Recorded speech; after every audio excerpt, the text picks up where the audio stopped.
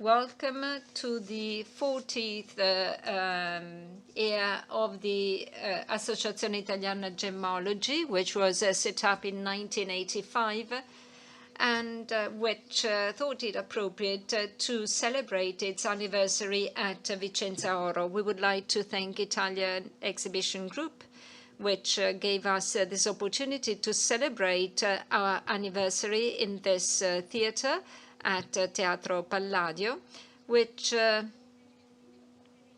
stimulates many memories because many of the things that I listened to were actually told in this theater.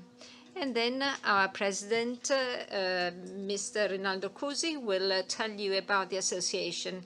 Anyway, I would like to thank all the partners, historical partners, of our association, of the Italian Gemmological Institute, which sponsored and supported our meeting. I would like to call the president of Federpreziosi, Stefano Andreis, the president of the Istituto Gemmologico Italiano, Mr. Raffaele, and then the president of Assogem, Mr. Paolo Cesari, because it is appropriate and right that you meet them and know their faces, because very often these people are sort of hidden while they have always been supporting gemmologists, and it is above all they themselves that ask to be put in connection with the gemmologists. So, Assogem. Good afternoon and congratulations. I would like to thank Loredana,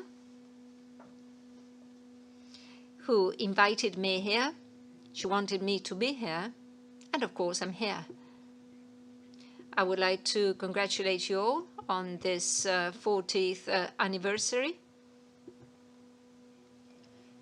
of the Associazione Italiana di Gemmologi, Italian Gemmologist Association.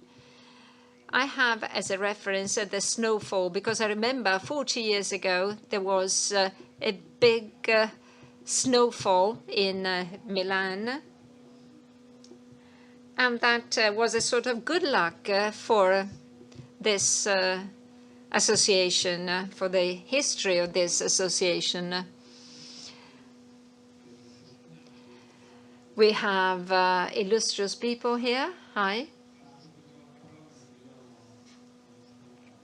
I'm not a good speaker, and I give the floor to my neighbor. Well, I'm not a very good speaker either. Anyway, I'm very happy to be here. I'm happy to be one of the supporters of this association.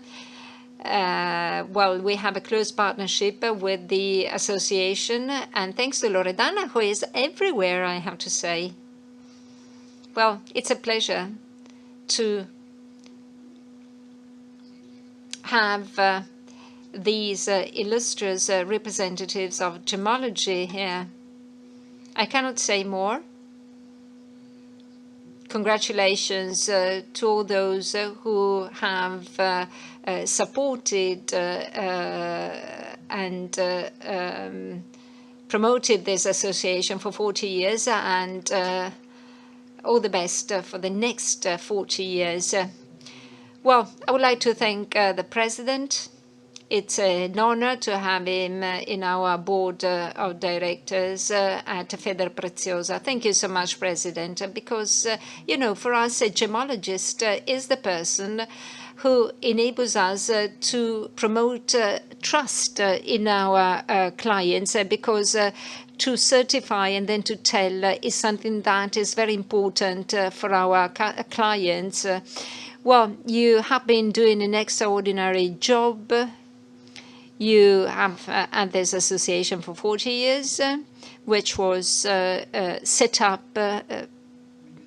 right because it was important to have an identity. And a few years ago, it was decided to have lab-grown or synthetic jewels on the markets. Well, we're not against it, but we want to have certainties. Well, today we have a lot of uncertainties in the area of economy. Think of the 13,000 shops which no longer have certainties in selling diamonds to their clients. And thank you so much, because you help us work and to be jewelers and not just shoppers or traders. And this is very important because you instill trust in our job for the future. Thank you. Thank you for your support, of course, because we also need you in order to go on. So thank you so much for what you do with us and for us. Well, together with Mr. Tranquilli, we will have to leave the meeting. I would have liked to remain here throughout the meeting. Thank you so much. Thank you. Very well.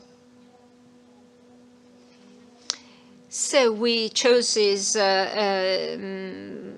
some speakers that I'm going to introduce later, but I give the floor straight away to the president of the Italian Association of Gemmologists, Rinaldo Cusi. He's a gemmologist, but also a retailer.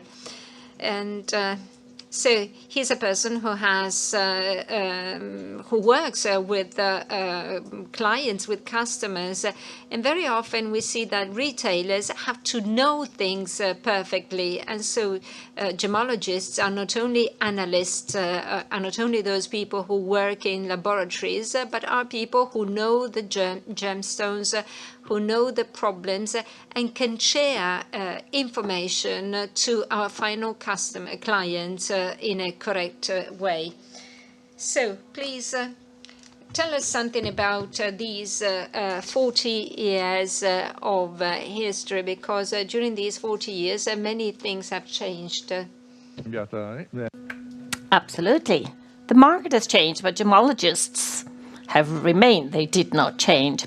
Well, I have to say that I'm so glad to be here with you to celebrate the 40th anniversary of our association. And for all old members, who are very numerous here, the Italian Association of Gemmologists has been in our heart as the Collegio di Gemmology. And when we talk about it, we always say Collegio and then we correct ourselves, naming us Associazione. Later on, I will tell you why we decided to change the name. So let me go through our history. The Collegio Italiano Gemmologi was founded on the 7th of September 85 in Sesto San Giovanni near Milan at the headquarters of the Istituto Gemmologico Italiano. This was done by 42 gemmologists who were very worried because their diploma was not recognized. So everybody could claim to be a gemmologist, and that was it. So there was a need to officialize a group of people that would have homogeneous competencies and that would carry out this profession with passion. So it is there that we had our first evening meetings, during which we drafted our statute, our rules, we selected a brand and organized the first assembly and provided a card or practical necessary operations that allowed us to become a true association. Thanks to everybody's support, we organized a bulletin. One of the features of our association is that of covering the whole Italian national territory. This means that we were located also in different geographic areas. So this was a way to keep a sort of communication. Our yearly assemblies are the main opportunity to meet, specifically the one that was held in 91 in Rome. In 93, we found our own headquarters to meet, to have our files with all our documents, and where to welcome the new members. Seminars, one-day seminars were organized to indicate to new members a certain code of behavior in terms of carrying out analysis and providing text information, practical information. So we aimed at achieving a homogeneous behavior amongst all our members. In the meantime, the UNI, the Italian Unification Center, launched some commissions for gemmology, one on diamonds, one on colored gemstones, and one on gemstones cutting. It took them 1 year to define some rules, thanks also to the participation of the representatives of our association. During the assemblies, we also started organizing gemmological meetings, featuring international guests for education and training and updating, just like this afternoon. In 1997, we opened our first internet website, and our collegio was inserted in the list of professions at the CNEL. Since 1999, we have been participating in the International Conference of Free Professionals. In 2000, we organized an international meeting at the Museum of Science and Technology in Milan, and we edited an annuary with gemmological information and the list of all the members to celebrate our 15th anniversary. In 2002, we organized an international meeting and participated in the UNI commissions for the approval of the ISO standard for diamonds and a forum organized by CNEL on new professions.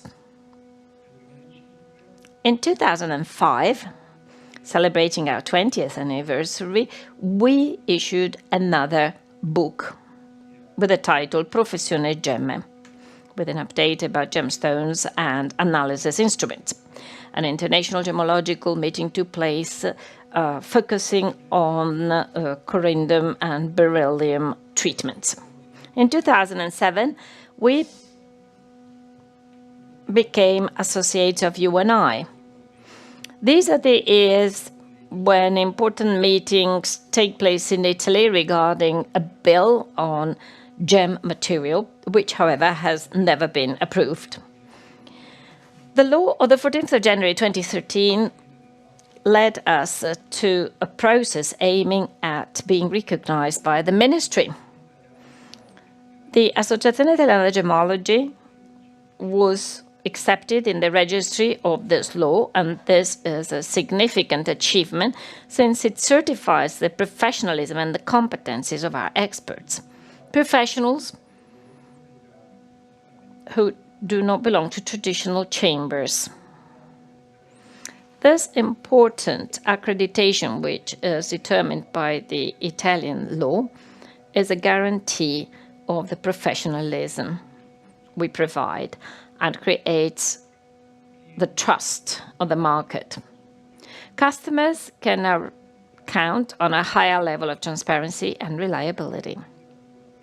The law was able to valorize in a far-sighted way those professions that have no chambers, recognizing their role through their accreditation at the Ministry of Enterprises and Made in Italy.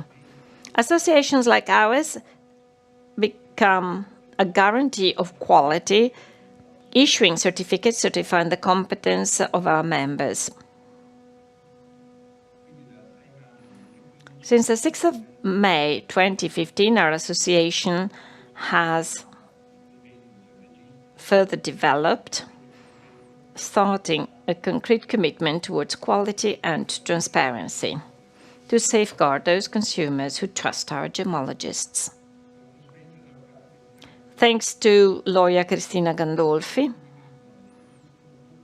2 profiles have been identified: the operational members producing analytical work and the non-operational ones. And the profile of these 2 kinds of members is specified in the rules, requiring also permanent education according to the training credit system. This means that part of our members are gemmologists, but they only work for themselves, not for customers. And we did not want to lose them, because otherwise our associations would only include laboratory analysts. But actually, these two kinds of members, those who only work for themselves, who are interested in gemmology, but do not work for third parties,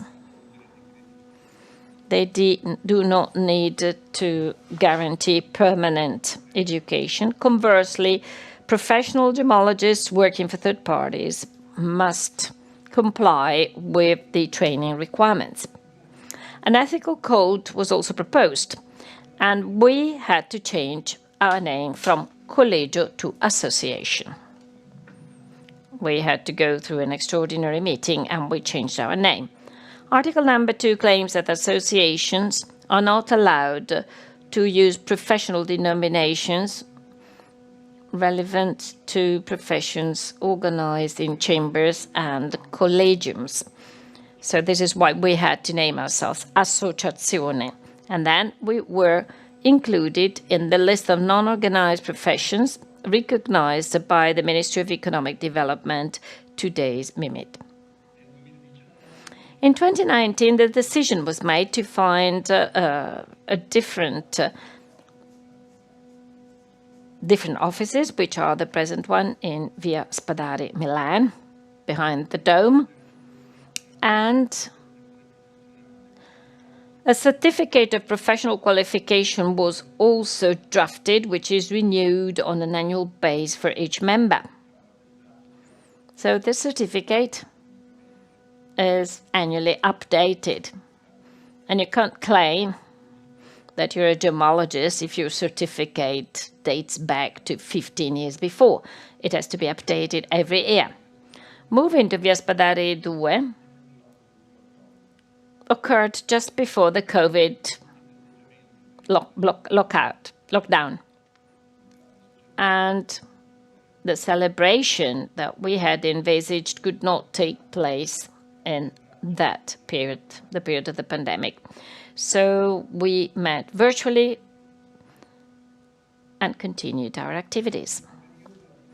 In recent times, our activity has focused on the recognition of gemmologists within the chambers of commerce and the courts who prefer to have as consultants gemmologists that are part of our association.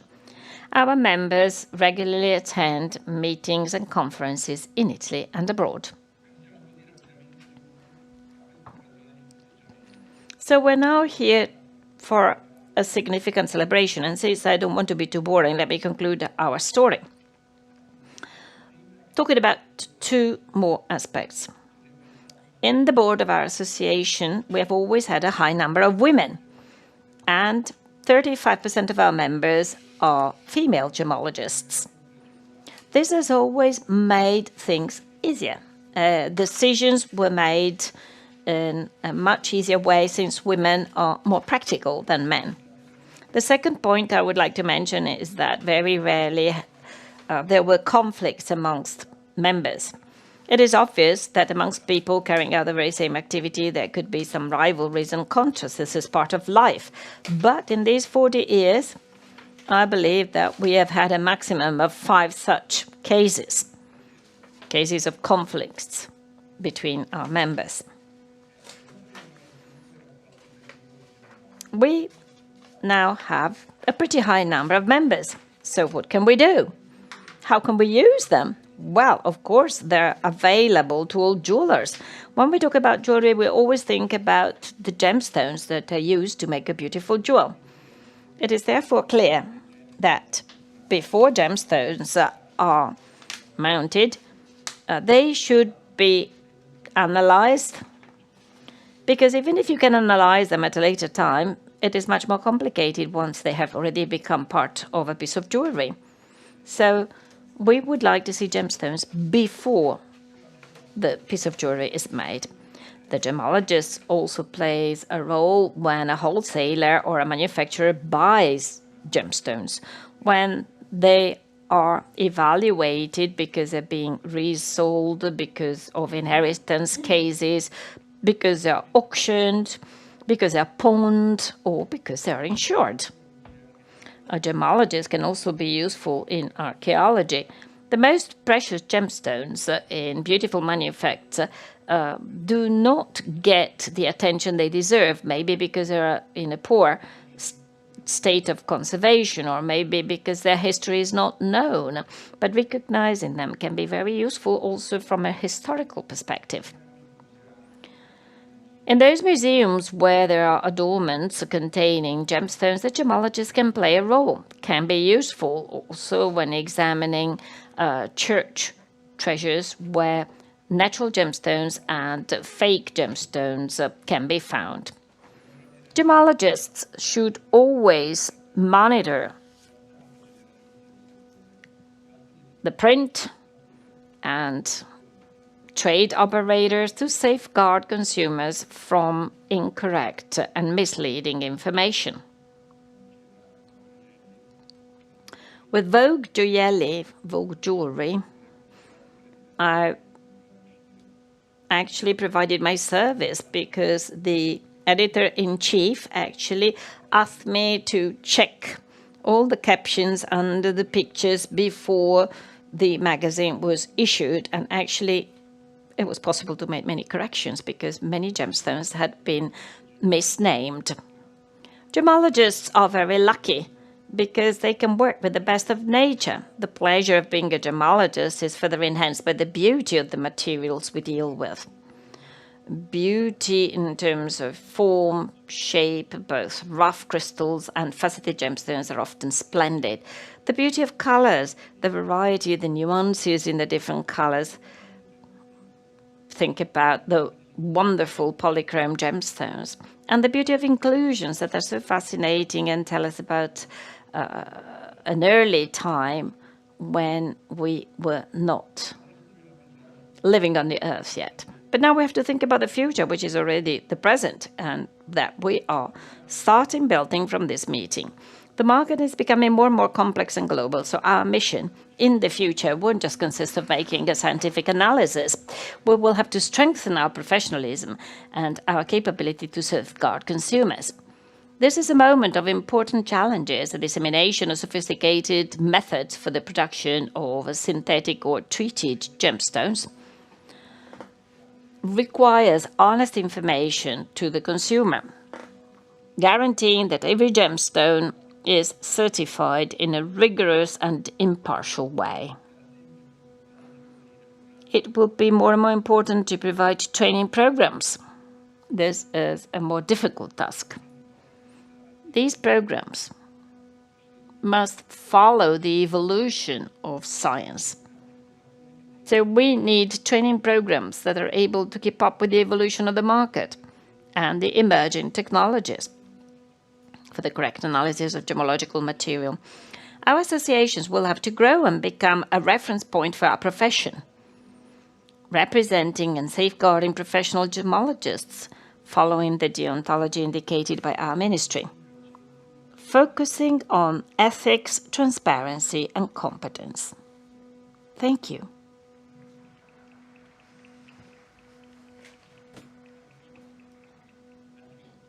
Let me add the following. Words sound beautiful, but facts are what matters. Therefore, let me mention a new course. It's a Master in Gemmology at the University of Pavia, headed by Mr. Matteo Alfano, who is actually here with us. And so maybe Professor Matteo Alvaro can say a few words about this idea, the idea of a master, of university master on scientific gemmology. Thank you very much to our president, and thank you very much to Loredana. I am really excited, and I mean, you know, I am a professor, I am a scientist. I've spoken to hundreds of conferences with hundreds of people, but I feel so emotional here, much more emotional than at other conferences, because I'm talking to you who are part of a story that has developed in the last 40 years, but I'm sure started much, much earlier. Thank you very much for inviting me here. And let me tell you about this initiative.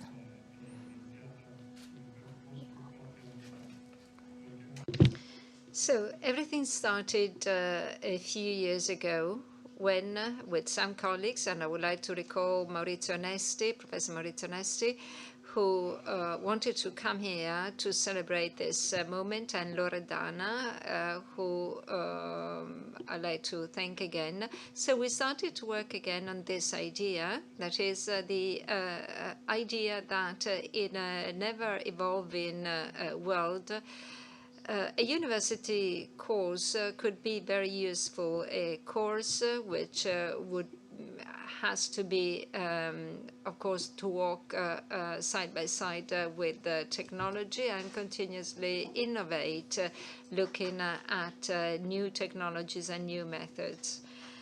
And I and the other colleagues involved in this master course well, we have been working for years in the world of gemmology, and every day we work with technologies which increasingly help us go into details. And so we said, why not? Why shouldn't we go further in the world of gemmology, in the world of synthetic materials, in order to support this connection between science, gemmology, and the market. And this is one of our slogans in this master course. And here I would like to recall what our president said. The subtitle is Analysis, Ethics, Innovation, because these are the three characteristics that we want to share with our students. A master course which has a very strong scientific component. Some years ago, we talked about that with Loredana. And when I called her to tell her, well, I had this idea, she said, well, I already thought about that in 2003, but unfortunately that year the world was not ready yet. Well, hopefully it is ready now. And so we started to work hard in order to complete and implement this project. And the project is the result of the collaboration between the University of Pavia and the Italian Association of Gemmologists. So students will have the opportunity to get the IGE diploma and the master course diploma. So they will have the opportunity to spend some time in the companies, in laboratories, and they will know what it actually means to work with gemstones and work with some specific technologies which are available in our laboratory. And so students, young students, will have the opportunities to work with these technologies. And so this is fundamental for us. Well, I will stop here because I know that there are many fantastic presentations which will be presented by excellent speakers. So thank you so much. Many thanks, Loredana. So enrollments are open starting from the 22nd of September. Thank you, Matteo. So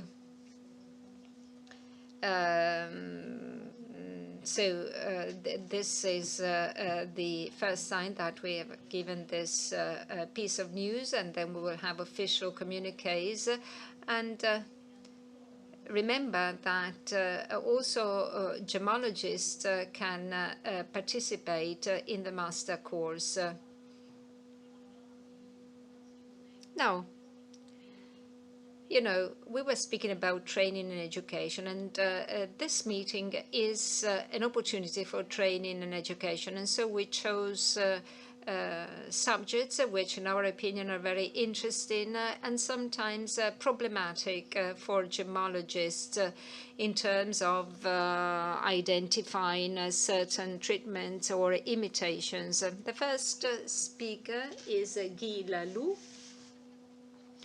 Well, one thing which is common to all of us is the passion for gemmology. So when there is passion, you never stop studying. Guy Lalous was a professor at ACAM, which is the Academy of Mineralogy in Belgium. He is currently the president of the Royal Institute of Gemmology in Brussels. He was president of the exam commission of the European Federation of Gemmology. He was president of that federation, and so much so that he's currently ambassador of that academy. And he will tell us about Jade,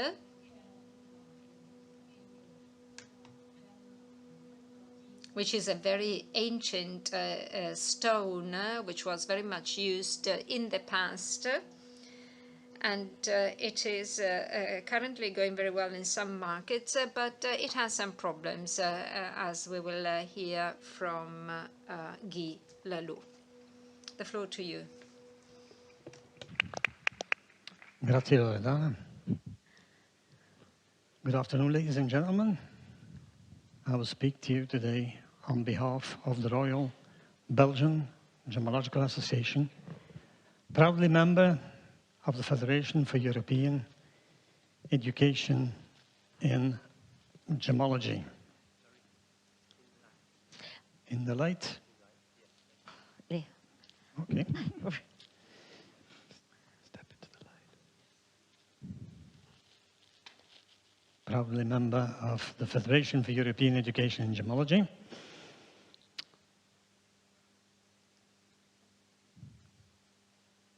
I'm happy to be here today. I'm happy to be part of this festive event. Auguri Associazione. I will speak to you today about a material that I discovered more closely only this year. I started to study the material. I got hooked on the material, and I will speak about the findings until today, my findings, my study, the result of my study. So the first pictures are not difficult for me. The pictures tell the story.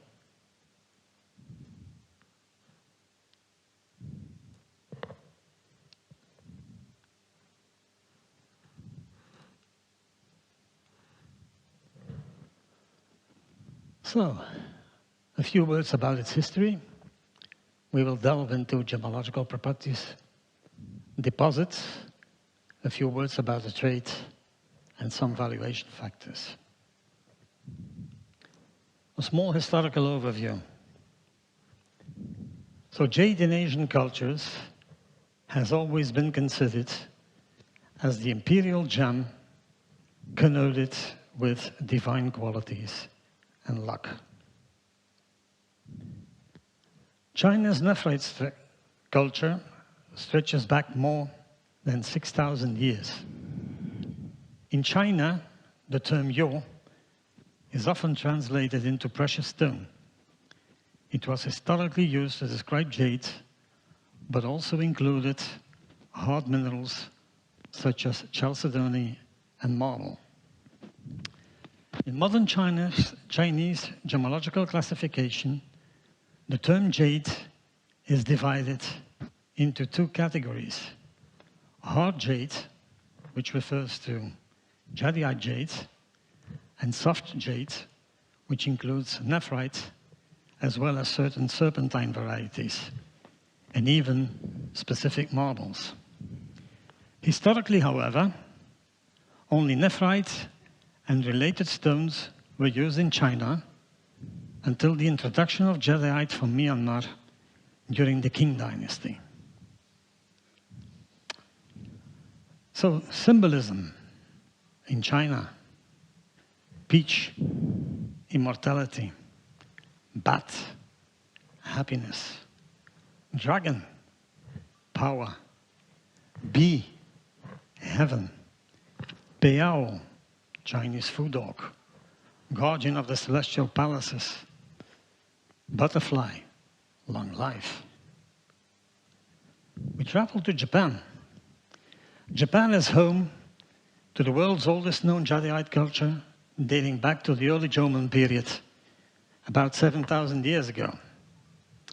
Artifacts such as magatama, comma-shaped beads, and teisho, large pendants, are key examples of this ancient heritage. Their legacy lives on in modern designs. In Mesoamerica, the most precious commodity was neither gold nor emerald, but a green jadeite, termed after the vivid plumage of a bird. In Mesoamerica, numerous highly artistic jade artifacts have been recovered from the Olmec civilization, with the raw material primarily sourced from the Motagua Valley in Guatemala. We will speak about that material a bit later. So the name jade, piedra de jade, the word jade traces its roots to Mesoamerican beliefs. Indigenous peoples valued the stone they called piedra de jade, stone of the flank, for its supposed power to heal kidney and lower back ailments. This notion was recorded by a Spanish Nicolás Monardes in 1565. The term jada stems from Latin ilia, meaning flanks. Over time, it morphed into the French pierre de la jade, and then to the English jade. The Mughal Empire was renowned for its exceptional craftsmanship in jade artifacts, often inlaid with precious stones reflecting the opulence of the era. Alexis Damour, a French mineralogist, conducted chemical analysis on jade during the mid-19th century. He discovered that Chinese jade artifacts were composed of two distinct minerals: jadeite, primarily sourced from Myanmar, and nephrite, commonly found in Xinjiang, China. Gemmological properties. So, first, chemical and structural properties. Nephrite and tremolite are amphiboles, whereas jadeite and amphicite are pyroxenes. Nephrite is an intergrowth of tremolite and actinolite. Tremolite is a magnesium-rich nephrite. Jadeite is a sodium-rich material. And amphicite is a solid solution of jadeite and diopside Heidenbergite. So I'm an old-school gemmologist, and as an old-school gemmologist, it is not difficult for me to make the difference between jadeite and nephrite. They have distinct gemmological properties. Easy job for me to do. It becomes a different story when I have to differentiate jadeite from amphicite. The materials have overlapping gemmological properties, and with my instruments that I use in the laboratory, it's impossible to make the difference between both. I will need analytical techniques to get the job done. FTIR. So FTIR differences reflect calcium-magnesium versus sodium-aluminium substitution. Raman spectroscopy. In addition to the well-known 678 versus 700 Raman shift difference between anthracite and jadeite, the 987 peak is characteristic of pure jadeite. So jadeite classification system. Type A jadeite. This material may have been treated with surface waxing only. Type B jadeite. Bleached material with acid and then impregnated with polymer resin. Type C jadeite, artificially dyed. Type B and C, both acid bleaching, polymer impregnation, and dyeing has been performed. So CIBJO emphasizes that such treatments should always be disclosed to consumers. Jadeite deposit. So the main sources of jadeite, we will travel to Japan, to Myanmar, to Guatemala. Other notable sources are Kazakhstan and Italy. Let's start with Japan. No, let's start with the geology. It's a good start. It's always a good way of starting with the geology. So, all deposits are linked to subduction zones, where high pressure, low temperature metamorphism enables jadeite formation. Jadeite occurs within or near serpentinized peridotite or blue schist facies metamorphic rocks. The process: hydrous fluids from subduction slabs migrate through fractures in ultramafic rocks. Jadeite crystallizes under high pressure, low temperature conditions. Interactions with chromite in Myanmar enhances green coloration of this material. Deposit types, we have two types of deposits. Primary type deposits, and it's important, forms via direct crystallization from high pressure fluid melts in subduction zones. A second way is the replacement type jadeite, forms by replacing albite or plagioclase feldspar under high pressure, low temperature metamorphic conditions. So in Myanmar, we have both types, primary and replacement, in serpentinite uplifted by the Sagang fault. In Japan, we have the replacement type in three distinct metamorphic belts linked to ancient subduction. In Guatemala, both types, primary and replacement, hosted in serpentine veins near the Motagua fault, a transform boundary between the North American plate and the Caribbean plate, originally formed under subduction-related conditions. We travel to Japan. So jadeite occurs in Japan within three primary geological formations: the Renge Belt, the Sangung Belt, and the Sambagawa Belt. Itoigawa, known as the Jade Kingdom of Japan, is preserved as a UNESCO Global Geopark. In 2016, jadeite was officially designated as Japan's national stone by the Japan Association of Mineralogical Sciences. We travel to Myanmar, to the Pakan region, in the Kashan state, as Myanmar remains the world's dominant source of high-quality jadeite, supplying an estimated 70% of global demand. While official data reports an average of 20,699 tons per year from 2005 till 2022, actual production, especially during peak years, likely exceeded 100,000 tons. In Myanmar, we must consider illegal channels, corruption, armed conflict, environmental degradation, military control. These ethical and governance challenges continue to cloud the industry, raising concerns about sustainability, human rights, and responsible sourcing. We traveled to Guatemala.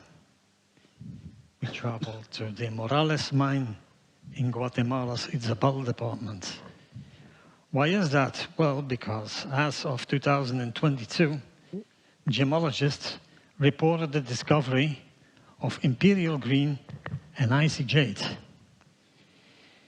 We also saw that the export figures of the material from Guatemala raised from about 440 tons in 2020 to more than 3,000 tons in 2024.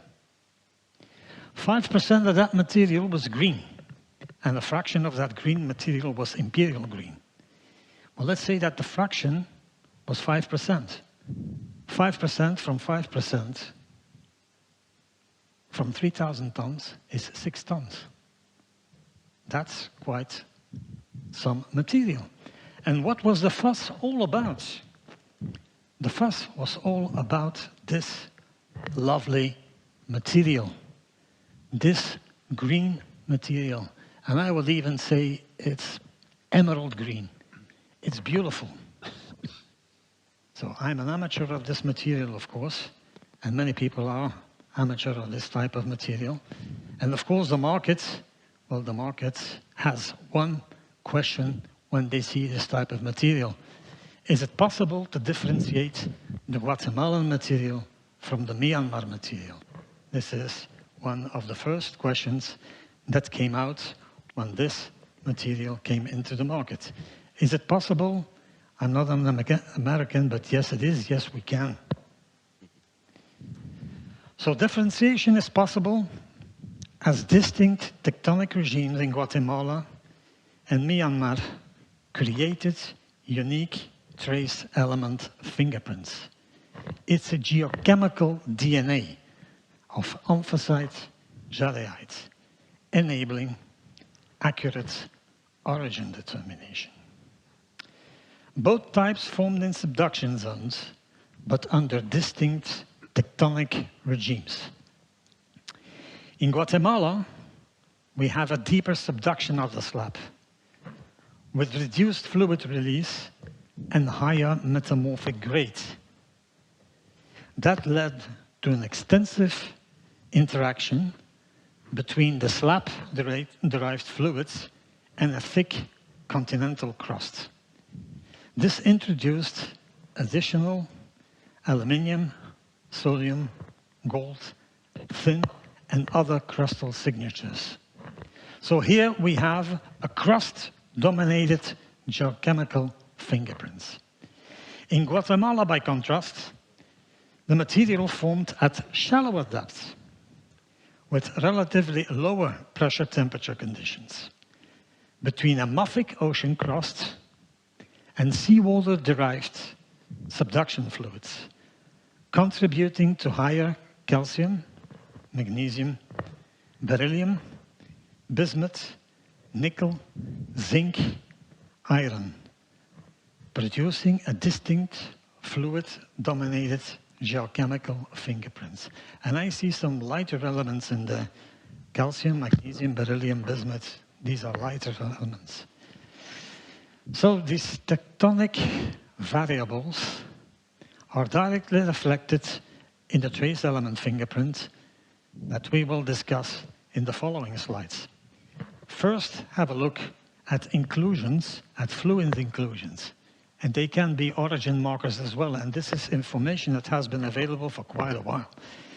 Methane-rich inclusions point to deep subduction zone origin, Myanmar material. Aqueous, salt-rich inclusions point to seawater-derived fluids, Guatemalan material. Trace element fingerprints.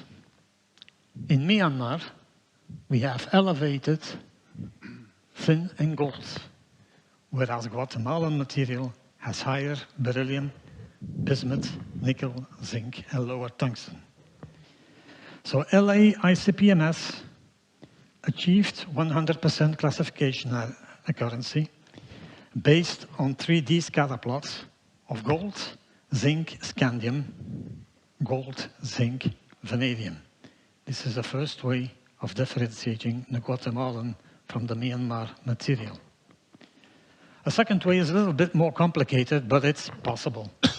So both Myanmar and Guatemala material have distinct spectroscopic and geochemical markers.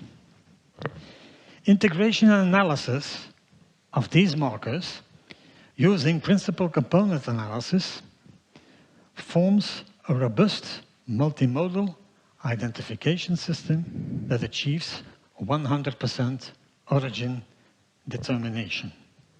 This is the second way. The third way, and I had to work myself through this, as this was only announced a few weeks ago by the Gemmological Institute of America. That was a public webinar on an unpublished study which analyzed 200 samples from Guatemala and 200 samples from Myanmar using LA ICP-MS. The focus was on two dimensional ratios: dysprosium divided by strontium and zinc divided by sodium. The combination of these two ratios allows origin determination, as Myanmar has higher dysprosium over strontium ratios, whereas Guatemalan material has lower dysprosium over strontium ratios with more variable zinc over sodium values. The 2D scatter plots of these two ratios reveals distinct clustering of the samples according geographic origin. So GIA will offer origin determination services on the material, on untreated material only, ensuring accuracy and reliability. Another material, another lovely material, nephrite. Passiamo ora ad un altro materiale bellissimo, la nefrite, che ci porterà in Nuova Zelanda, in Cina, nel British Columbia e anche sul lago Baikal. Partiamo anche qui con la geologia. Regions, including subduction zones, continental collisions, and orogenic belts, where intense deformation and fluid interactions drive mineral formation. Nephrite deposits commonly occur within mafic, ultramafic, or dolomitic rocks, typically localized along fault zones, shear zones, or metamorphic terrains. Hydrothermal fluids enriched in silica and magnesium react with host rocks, triggering metasomatic alteration, which converts primary minerals into tremolite or actinolite. Crystallization occurs under moderate pressure temperature conditions.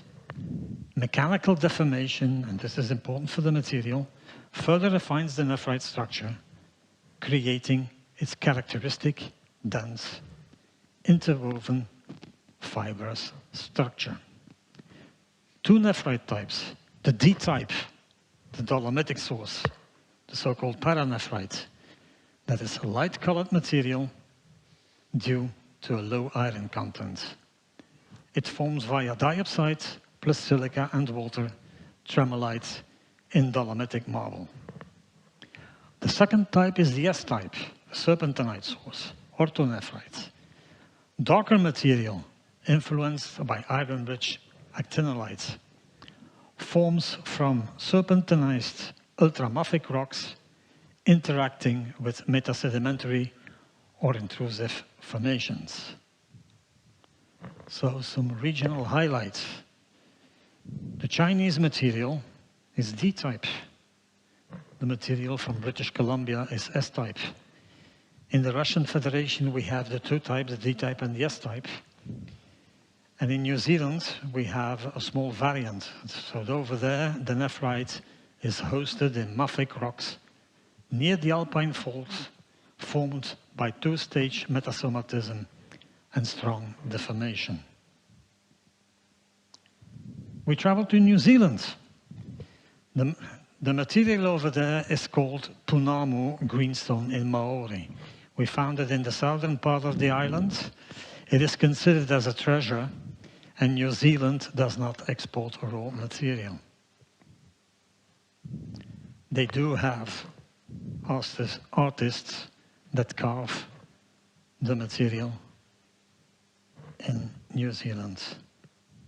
Quite astonishing. We traveled to China, to the Xinjiang region, where we have mountain mining that ceased in 1789, resumed in 1973, and has expanded since to meet demand.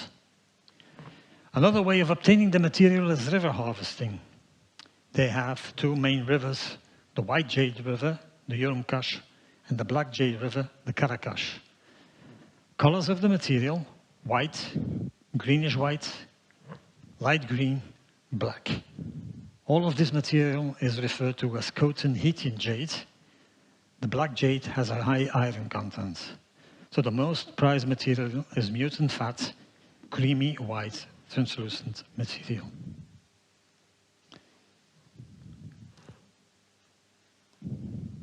River mining, ancient carving, another wonderful carving as well. We traveled to Canada, to British Columbia. Canada holds around 70% of the world's known nephrite deposits, most of which are located in British Columbia. Although jade mining only started in 1962, the province has become a key global supplier. In 2024, jade mining contributed approximately $20 up to $30 million to the BC's economy, with 90% of the exported material going to China, of course. Three distinct belts, one in the north, one in the central, and one in the south. In the north, we have the famous Polar mine. In the central part, we have Mount Ogden, that has been described in literature so much. And in the south, most of the material is, it is gone, all the workings. They are not currently major producers. And the picture you see on the left-hand side is a so-called Polar Pride, a carving. A 2.7 meter jade Buddha was carved from a big boulder from Canada.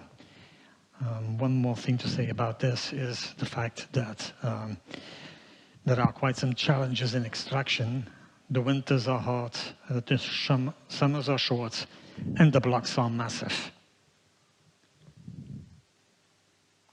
We traveled to the Russian Federation, to the Republic of Buryatia, near Lake Baikal, where we have the so-called Siberian jade, with the white nephrite up north in the Kavakta field and the greenish material in the south. So the main deposits of green nephrite are Ospinskoye, Hospa, Gorligolo, Lankoda, and the white nephrite is collected in the north in the Kavakta field. So material characteristics: Ospinskoye material, green, black, they have cat eyes. Ospa mine, bright apple green, also some cat eyes. The Gorligol mine has large volumes, darker material, lower quality. Alankada mine, known for light green material, much of the high quality material has been depleted. And the Kavakta field, up in the north, near the Vitim River, there we speak about diluvial deposits. This material is comparable to the high quality Chinese nephrite. Over there it is described as pork fat. So not easy to get that material as well. Extraction is difficult. We will have a look now at the trade and some valuation factors. So first of all, the Myanmar Gems Emporium started in 1964. It's held twice a year. It's a 10-day event. The first 4 days are allocated for viewing and evaluating the lots. 4,800 lots of jadeite were offered in the last November 2024 Emporium. It attracts international buyers, especially from China, and is considered one of the largest jade trading events in the world. So the Emporium has the rules of its own. They have 3 categories. Group A is high quality, large size. Group B is intermediate quality, medium size, and Group C is the small size. For some, you need to pay a deposit. For the C's, you don't need to pay deposits.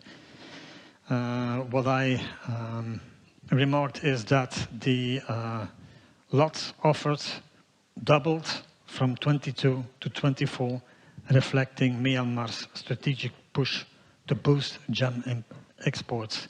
They need the money. So auctions, well, auctions from old material, auctions from new material, all of the auctions on jade fetch very high prices. Valuation factors. We will start with the color. White lacks significant chromophores. Green is colored by iron and chromium. Lavender material is colored by titanium. The blue material is colored by titanium and iron. Black material may be colored by graphite. Colors, very much appreciated. Imperial green on the left, lavender color on the right. Transparency, very important. The best jadeite is semi-transparent, allowing light to penetrate below the surface, giving the gem an alluring brilliance. Glossy jade. Glossy jade is a term given to jadeite with exceptional translucency, resembling high-quality glass. Icy jade, this material is characterized by its frosted, ice-like appearance. Transparency and texture. So transparency and texture are linked. Semi-transparent material has a fine grain size. Translucent material has a medium grain size, whereas opaque material has a coarse grain size. Valuation factors of nephrite. So the most prized colors are spinach green and mutant fat. The best quality nephrite material is translucent with a compact grain and a waxy, oily luster. Craftsmanship. I do not need to speak about the craftsmanship. The pictures tell the story.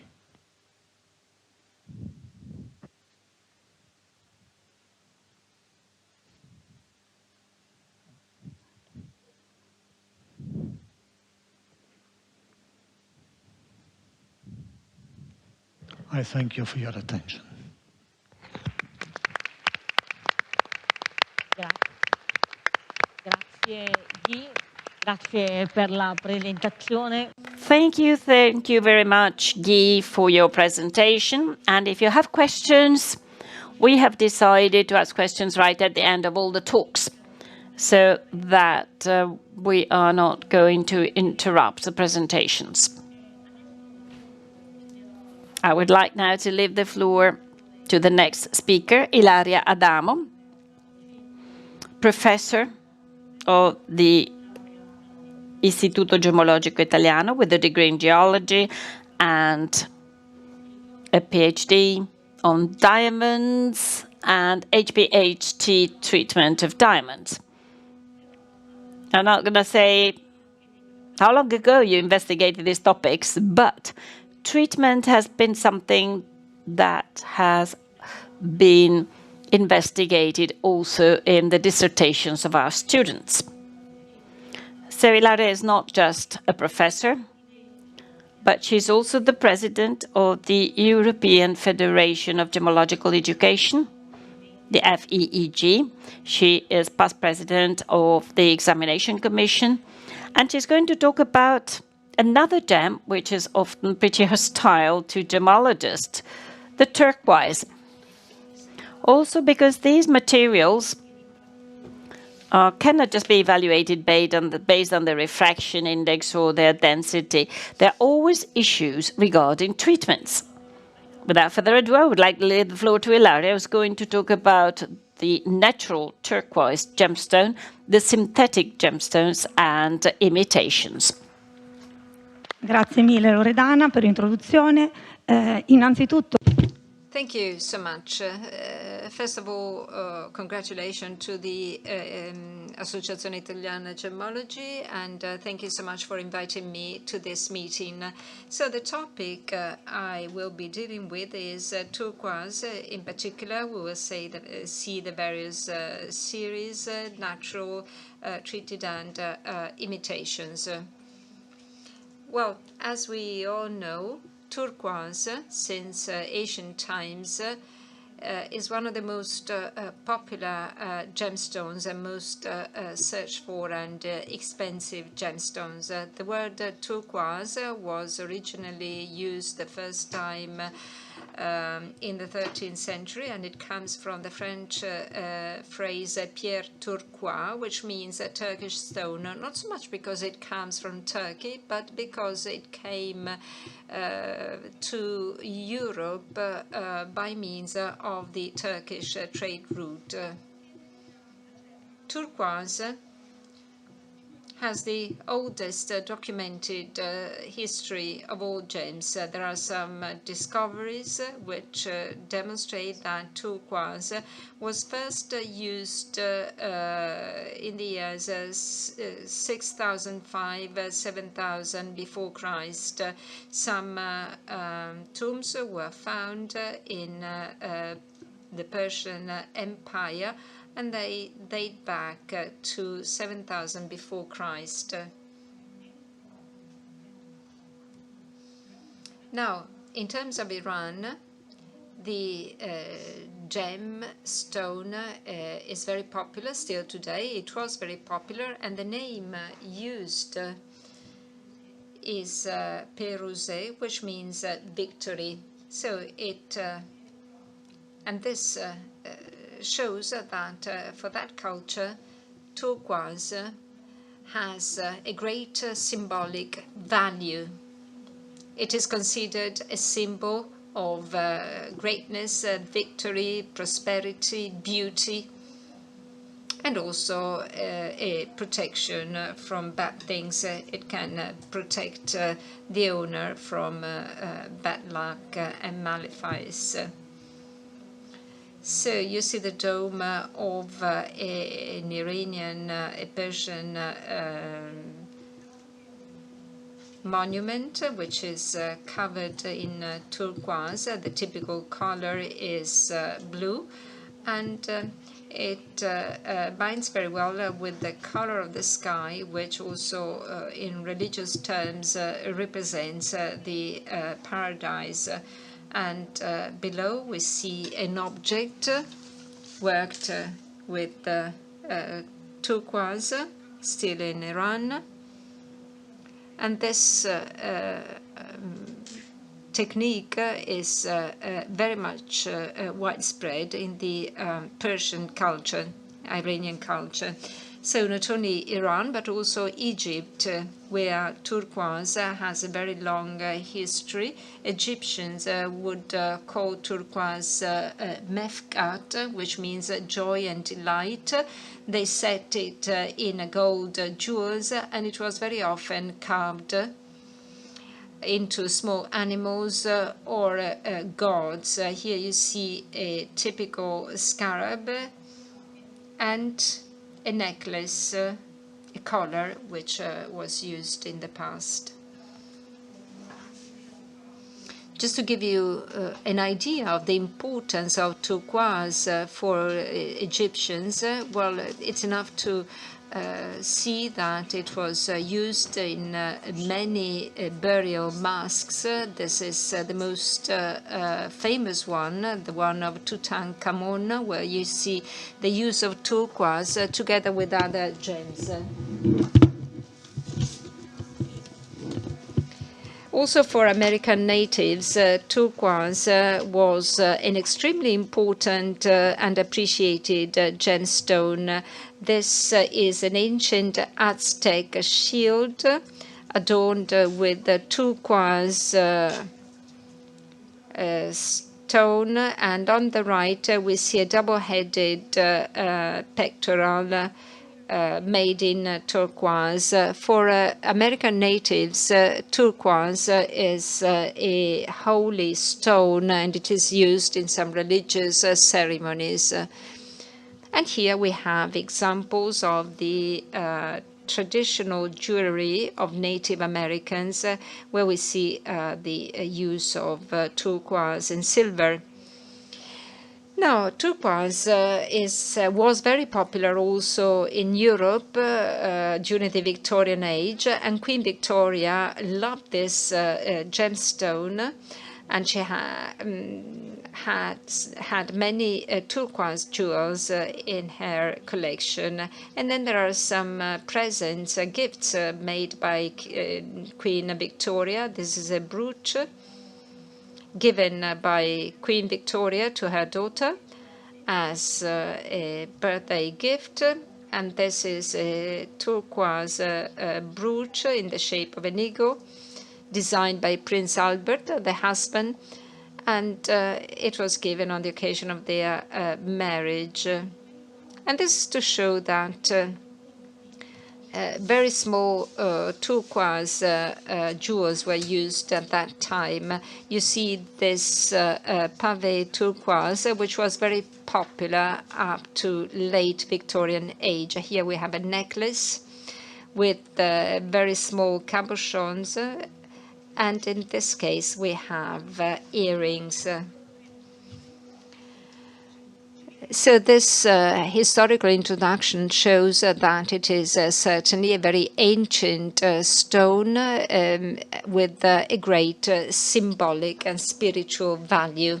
Now, let's have a look at the scientific side of turquoise. What is turquoise? Well, it is a mineral. In particular, it is a phosphate made of copper and aluminium. It is hydrated, which means that it contains water. Here you see the chemical formula reported here. Single crystals are very rare. They are very small, and they raise no interest in gemmological field, in the gemmological field. And we find it as an aggregate of crystals, very small crystals called cryptocrystals in a massive form. These are examples of roughs. Very often we have associated minerals, which can be iron oxides, clay minerals, or rock traces where this gemstone formed. Another interesting thing is that aggregates can have a different porosity. We have high quality turquoise where crystals are very small and very compact, so very few holes or pores. Or there can be lower quality turquoise where we have many more pores, and in that case we have a lower quality material, which is then processed. With reference to color, apart from the classical color, which is the most prestigious one, so sky blue, let's say, turquoise can have other colors going towards green. There can be blue-green, greenish blue, and also yellow-green. This is the top color, the best color. Here we have a color which tends towards green, and it is used in some collections. Sometimes they are called lime or avocado turquoise. Now, the causes of this color are to be found in other minerals. there can be traces of iron, which may cause also the greenish type of turquoise. So these two transition elements contribute to the final color that you see. So if we have a significant concentration of iron, this will cover the blue component of turquoise and end up with more greenish colors. Now, with reference to the origin, well, turquoise is a secondary mineral which comes from percolation of acid water through aluminous rocks. You can find it in very few places on Earth, close to copper deposits, and in dry or semi-dry environments which favor the process of formation of this stone. And then with reference to mines, one of the oldest mines is in Egypt, in the Sinai Peninsula. Currently, all the mines are closed, and they are used as archaeological sites. Just to show you an example of Egyptian turquoise. Well, we mentioned Iran earlier on, which is certainly one of the most important and famous deposits of turquoise. And probably the most well-known mines are in the Neyshabur district. In the past, this turquoise was called Persian turquoise to indicate also high-quality turquoise. Here we have some dives of turquoise in the rock, and here we have rough and cabochon coming from this area. This is a Turkish jewel with turquoise and diamonds and gold, and here a necklace, a very high quality piece of jewel. Another important site, also in commercial terms, is the United States. There are various states where you can find turquoise, in particular Arizona, Nevada, New Mexico, and Colorado. And probably one of the most famous mines in the US is the one called the Sleeping Beauty mine. And here you see a picture of this mine. And the mine is called in that way because from far away it recalls the profile of a woman with crossed arms, a woman lying down. And the mine is in Arizona. Here you can see some roughs coming from this mine, from the Sleeping Beauty mine, and here some jewels, earrings made with this material with spinels and moonstones. And here turquoise coming from the US, Nevada, in this case, turquoise roughs and gems from Royston, Nevada. Another source of turquoise since ancient times is China. There are various regions in China where you can find turquoise, which changes in terms of quality. The color also changes. We have blue, but also greenish blue, and some green yellow colors.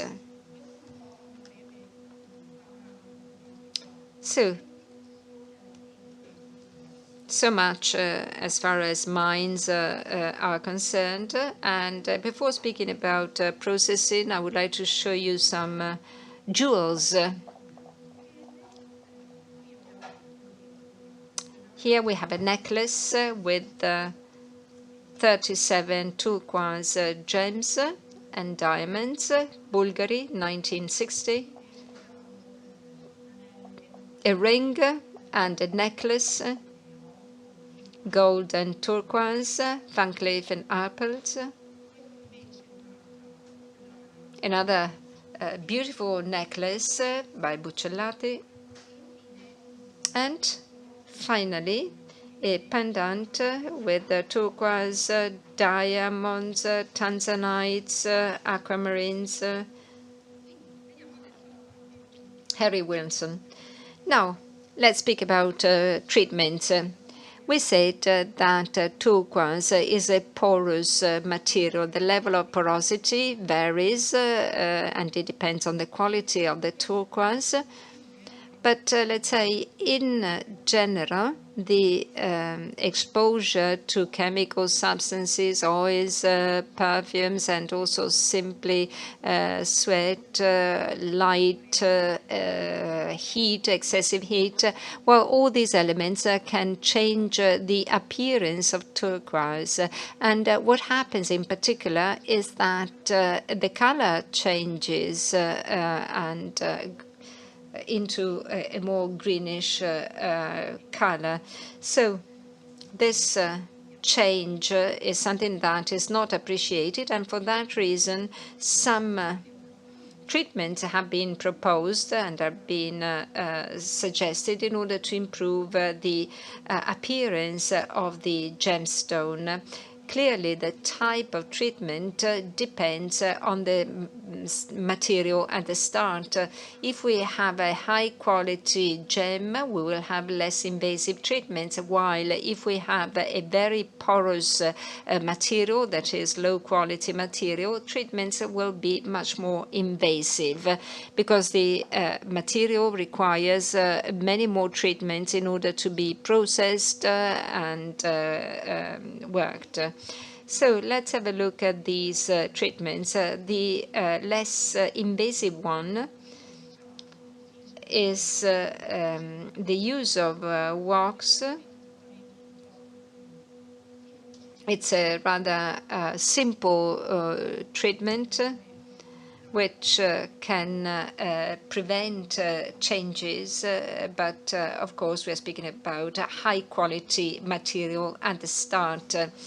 But if the material at the start is very porous, that is medium low quality material, there is another type of treatment which is called a stabilization treatment, which means impregnation of the material with organic materials, or the pores are filled by organic material, which fills in the holes of the stone, and so there is greater stability and durability of turquoise over time.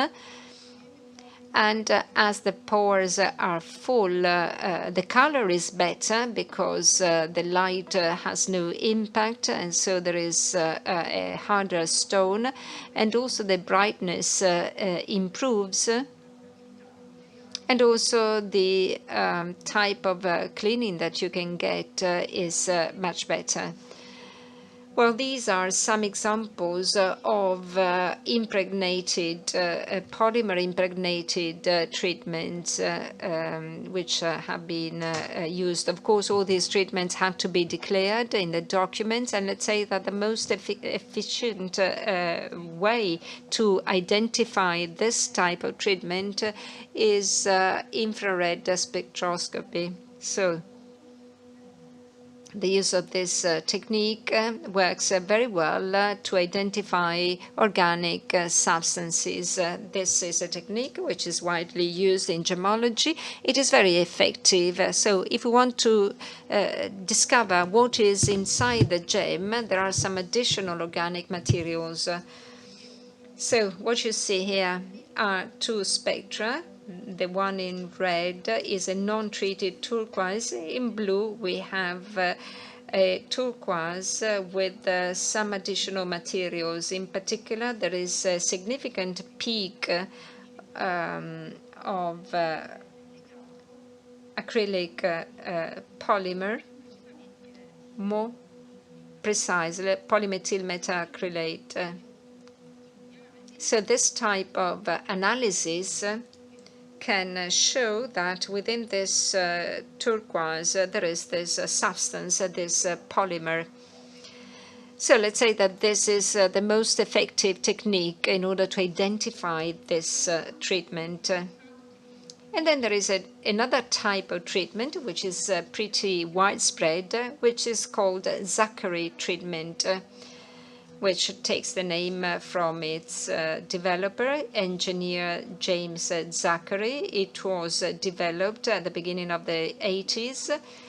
And unfortunately, the treatment is a secret one. We don't know the methods. There is an American company which is the owner of the process, and the process is made on turquoise of various origins. Here we have Iranian turquoise treated with the Zachary process. And here we see some jewels treated with the Zachary process. What we know about Zachary process is that it doesn't use organic substances. There are no peaks or signs related to organic matters included in the material.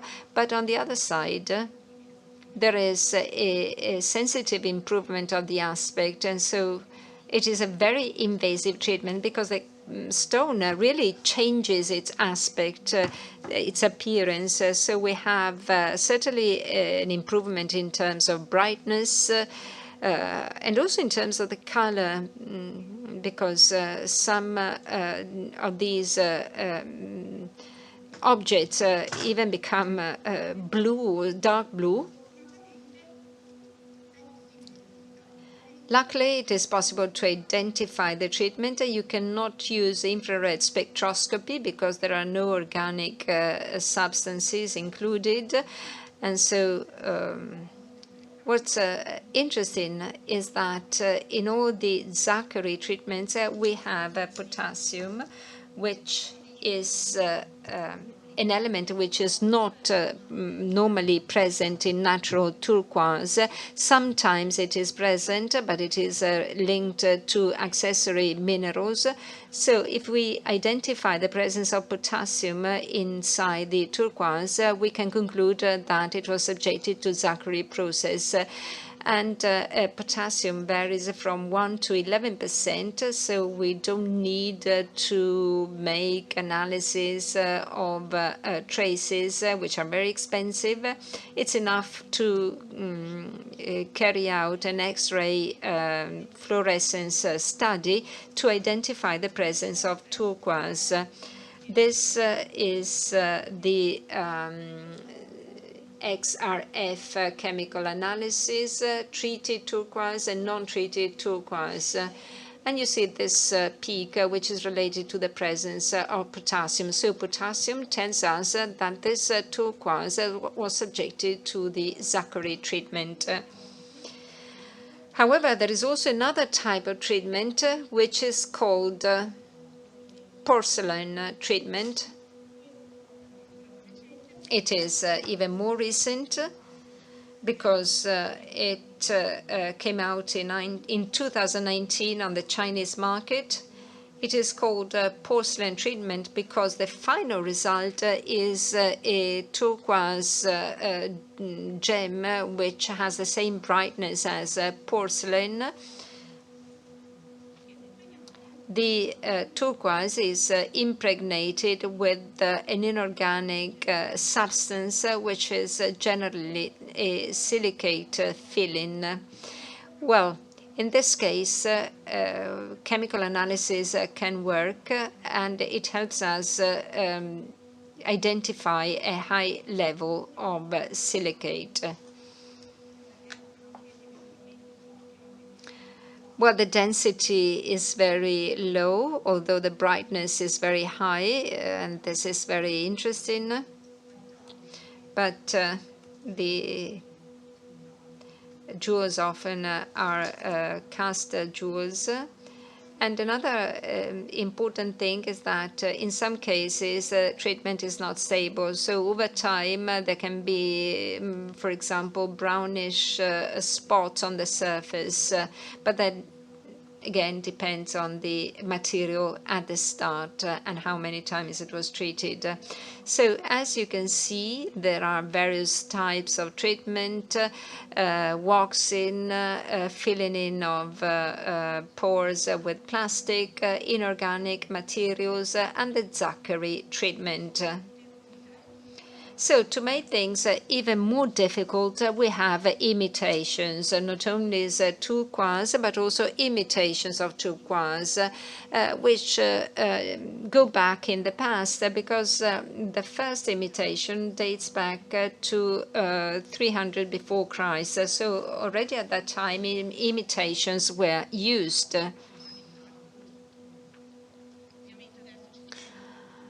Today, there are many more imitations which are very similar to turquoise. Very often they are painted because the color of turquoise is really unique and you can hardly find it in nature.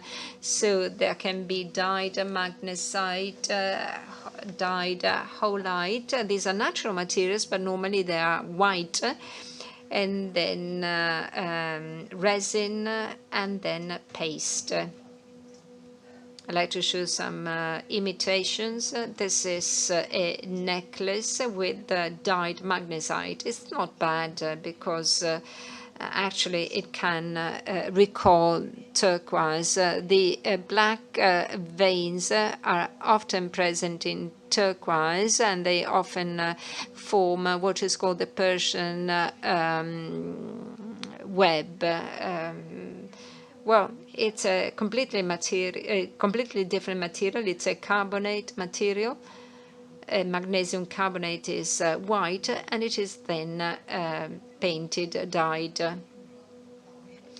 And it's easy to identify thanks to some instruments. You can identify it easily. In this case, we have two spectra. The red one belongs to turquoise, and the blue one belongs to dyed magnesite. In this case, the spectra are completely different because these are two different materials. Another material which is very much present on the market is turquoise paste, which is a general word which indicates a mix of materials, and sometimes there is no trace of turquoise. There can be various silicates, carbonates, phosphates, and then the addition of resins and coloring agents. The color is very homogeneous, blue sky color, but with infrared spectra you can identify the material. It's a bit more difficult because in this case there are various mineral stages which are present,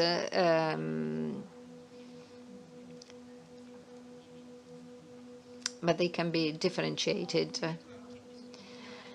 Well, I included also this material, dikite. Probably you never heard about this material. It's light blue. It could imitate pale turquoise. It's a clay mineral. In particular, it belongs to the group of kaolinite. And in this case, I'm not using the infrared spectrum, but a spectrum which I got with the X-ray powder diffraction system. So To conclude, we can say that turquoise is one of the oldest known gem materials. It's very popular worldwide. It has an ancient documented history. It's very widespread in jewelry, but also as a carving material.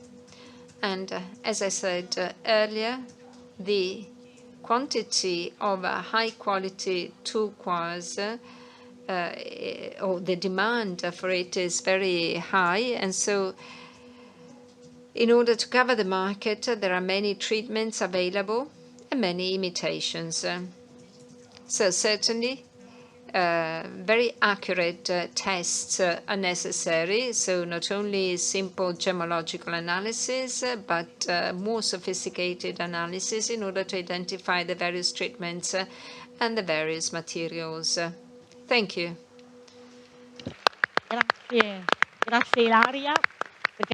Thank you very much, Ilaria. For me, it was like going back to our institute to listen to our lessons when we talk of the turquoise. So when I say that the lab is so important, well, it is true. You've seen how many simulants are actually used. But let's now move on to another topic. I mean, what do gemmologists usually like? They also like to look inside the gems. And there is a whole world of internal properties that fascinates a gemmologist. And that's why we're never bored, because whenever we look inside a gemstone, we get lost in this magnificence. And to talk about this world, I would like to leave the floor to Liviano Soprani, gemmologist, stonecutter, who sometimes looks for very special gemstones to create jewelry. He's so passionate about gemstones, and I know that right now you are looking for gems with strange inclusions, to be able to take a photograph of them and to photograph their inner world. So, Liviano, you have the floor. Take us into this magnificent world, please. Thank you. Thank you very much, Loredana, and thank you to the Associazione Italiana Gemmologi for inviting me to celebrate their 40th anniversary.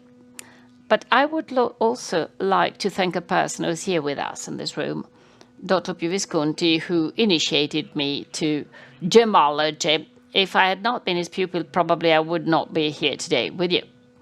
So my topic is photomicrography. I am passionate about it. I started almost by chance, because seeing beautiful inclusions, I felt the need to take a picture of them, to be able to preserve the memory of these amazing inclusions. And I've gone through an evolution where nobody could explain me which type of instruments I should have used and what I could use to make wonderful photomicrography. I knew nothing about photography, so I experimented using small cameras bought on Amazon for a few euros, and then gradually understood which could be the tricks and tips of photomicrography to become able to have beautiful pictures with good colors, contrast, vivid images. It has not been that easy, but during the past 10 years, by trial and error, I believe I have improved a little bit. So let me start my presentation with this picture that won the title Photographer of the Year 2024, a photography competition organized by Gem-A. These are tabular crystals of hematite found in a quartz from Bahia, Brazil. And the peculiarity of this picture, and the reason why I decided to talk to you in technical terms today, is that often people tell me, what a beautiful picture, but nobody knows what is behind this picture. All the work done, not only to prepare the sample, but also experimenting with the light, photographic techniques, filters. In this picture, so it's a hyaline quartz, so maybe the red background is pretty strange. this is due to the interposition of a colored filter, a gel that you use in the theater, to increase the contrast against the background and create an intriguing atmosphere for a picture that could be sent to a competition.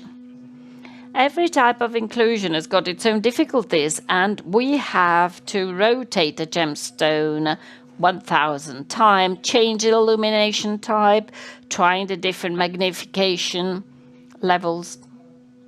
And I tried to take a photograph, like in this case, this is a wonderful apatite crystal in an almandine granite.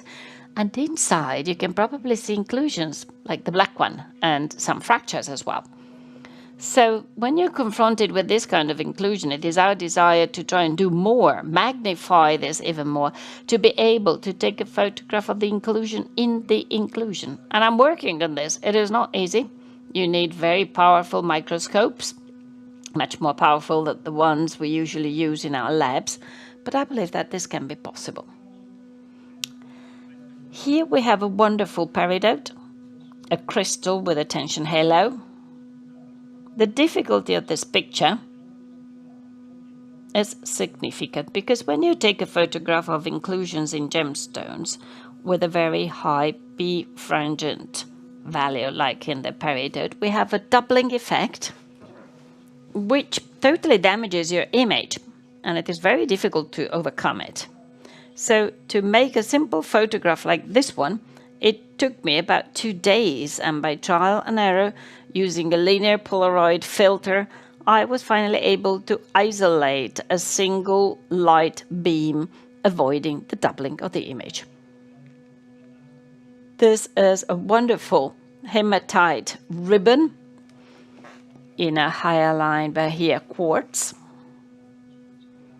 I often go to Tucson looking for gems with strange inclusions because I like to take their picture, and I'm always looking for models. And in the background you can see perfect hexagonal covalite crystals. Usually in the picture we see a pink flash. And in this case, making use of a light that goes through the gemstones, I was able to achieve a good color for the tabular hematite crystal and to maintain the transparency of the covalite crystals, showing their original green color.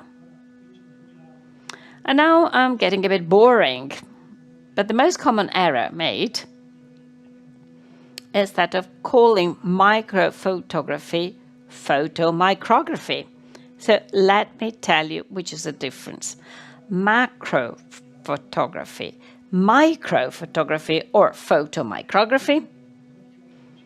Microphotography is a branch of photography that is used in nature when you take a picture of insects, flowers, leaves, or jewelry. 90% of jewelry photographs are microphotographs. Macro photographs, sorry. But there is also microphotography. This means either a very, very small photograph, that's a micro photograph, thinking about 007 and spies in the 60s, but it is also a branch of photography, and it is used predominantly in nature. Again, I don't know if you've seen magazines like Focus, scientific magazines, with the hexagonal picture of the eyes of an insect. Well, that type of very close-up photography is not done under the microscope, but by simple cameras and adapters and lenses that are the suitable ones for biologic microscopes. To be able to take these photographs, like in this case of a wonderful Baltic amber containing a couple of insects, this has been done by an Italian living in Holland, Enrico Bonino, one of the best photomicrographers, and he's also an entomologist. And this is the type of cameras you need. When we talk about microphotography, with macro photography, you have a simple camera with a lens that gives us the opportunity to get close, up to 5-10 centimeters from the subject. This is used in our case for jewelry or single gemstones. Photomicrography, however, cannot be done with this system. Below you see the setup for microphotography, which is characterized by the lens of a biological microscope connected with the normal camera lens. And the camera is not only placed in a way that allows you the height adjustment of the camera itself, but the sample to be photographed is placed on micrometric slides that advanced the sample by a couple of microns for each single shot. Because for microphotography you need stacking, which means a series of photographs taken on different focal planes that are then reconstructed by a specific software. More about this later on. This is my instrumentation for photomicrography. It is a lab microscope with a professional camera connected to the microscope by means of a photographic adapter. It is called photomicrography, and I would like you to learn this term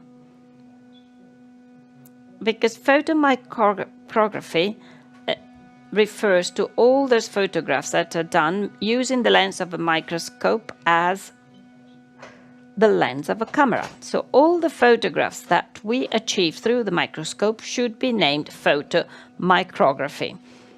To get closer to photomicrography, you can make use of different instruments. The most common one, because it is really very cheap, 50, 60 euros, is an adapter, a microscope adapter that allows you to place your smartphone on an ocular, on an eye place. This has the advantage that you've got the screen of your mobile phone that allows you to see the image you're going to take. So you don't have to place your eye directly on the microscope, but using the screen of your mobile, you can see whether the inclusion is focused, it is illuminated in an adequate way, and so on and so forth. Some claim that with a simple smartphone, you cannot obtain good results. But this is the proof of the fact that if you are adamant, you obtain wonderful photographs. This one has been made by Igor Bolotowski, a musician who loves gemstones. He has no professional instruments, but he takes all his photographs with a very cheap microscope and a smartphone. And I believe that the result is pretty good.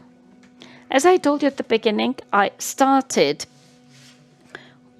photomicrography with this kind of instruments. Video cameras that have been specifically created for use together with the microscope. We have two large groups, CCD and CMOS video cameras, depending on the type of sensor they use. And the main difference is that the CCD sensor requires a lot of current and complicated electronic circuits.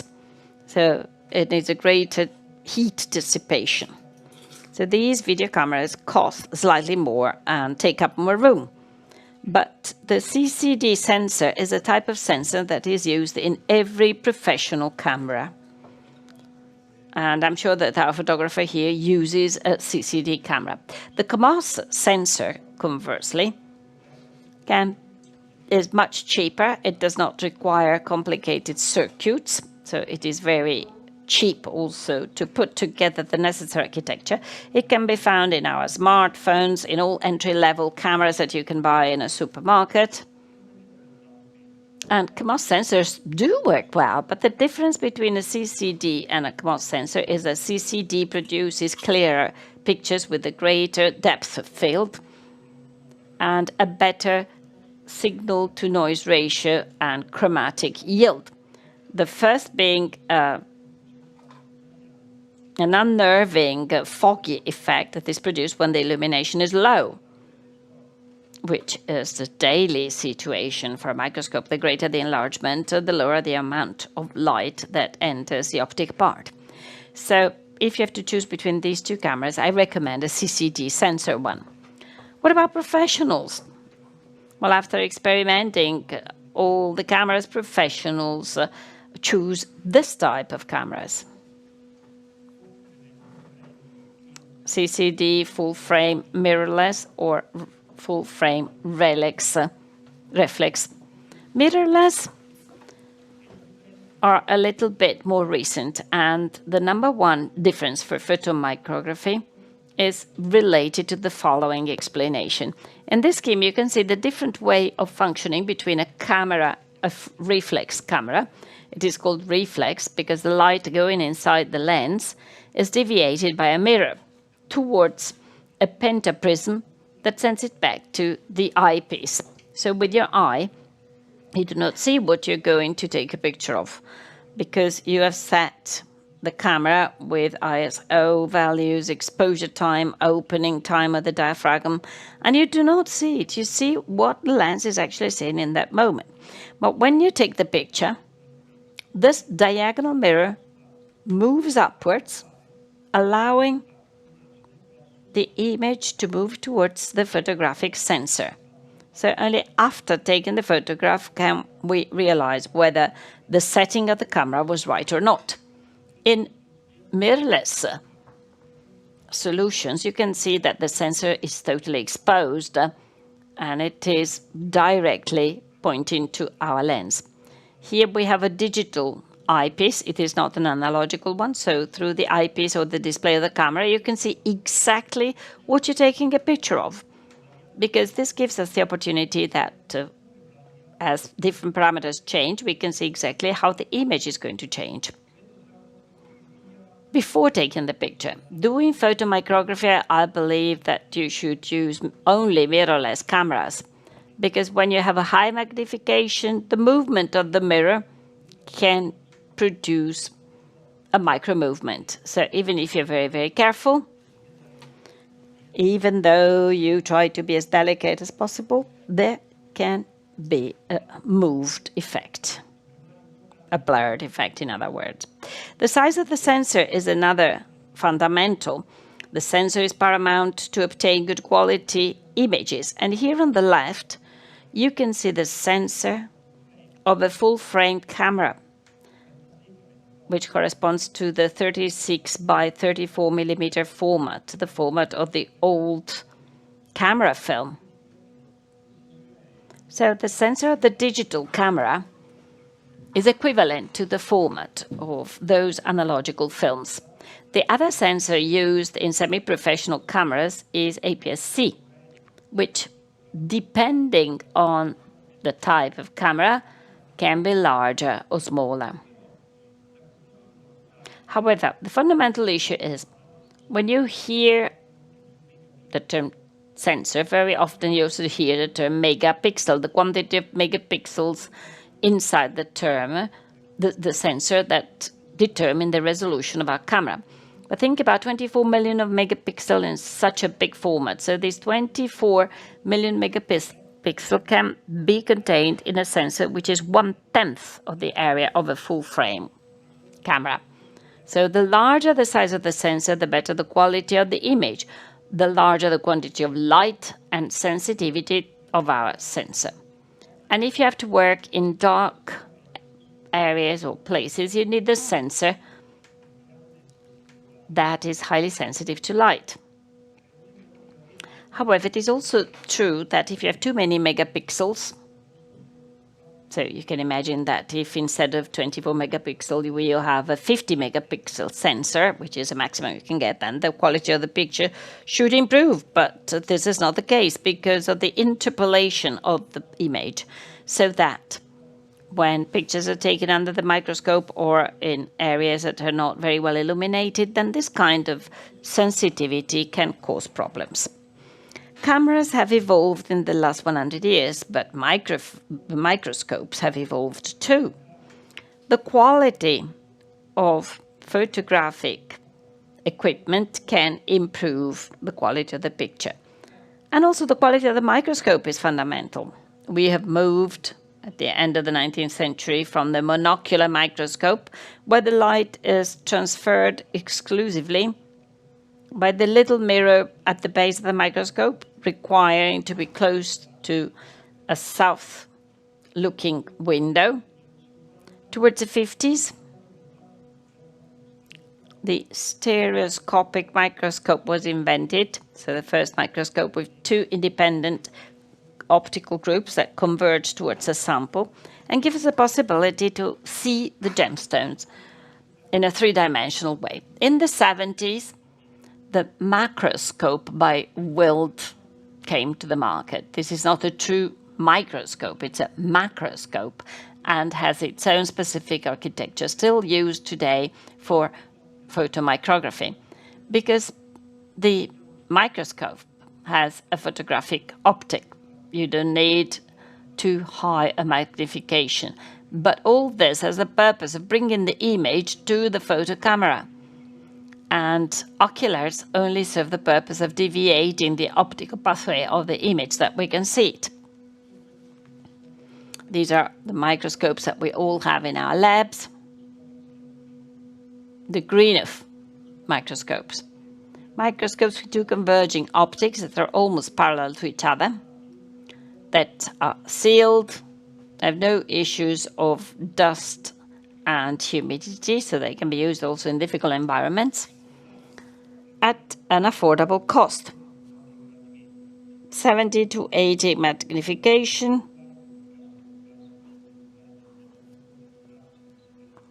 You can also use adapters if you want to use it in the binocular way, or you can use it to cameras that have been created for the microscope. Or once again, you can insert those bulky connecting elements. The last example is a type of microscope that cannot be frequently found because it is very expensive. It's the Galileo's microscope, characterized by a target below and two telescopes that run parallel inside. And that's a scheme, and that's the way how the two main types of microscopes work. Another detail I would like to draw your attention to is the size of the optic. In the Greenough, our two optical pathways consist of very small lenses. The best ones have lenses with a diameter of 15, 18 millimeters. The others have a lens of 5, 8 millimeters. So the quantity of light that can pass through these two lenses is pretty limited. In the Galilean system, if you have a large lens, 7 or 8 centimeters, you have much more light. And architecture as such allows us to increase the magnification factors. And in an analogical way, you can even reach 280, 270 enlargements. This might seem too much for routine in a lab, but when we talk about photography, having 250 enlargements would allow us to photograph the inclusion in the inclusion. So let's now move on to the more technical aspects. Just to understand what you need to make a beautiful photo micrograph. You need to know some basics of optics. And in this scheme, you can see what we have in a photographic camera to obtain good photographs. The first factor is the opening of the diaphragm. The diaphragm, similar to the ones we have in our microscopes, allowing us to allow more or less light through.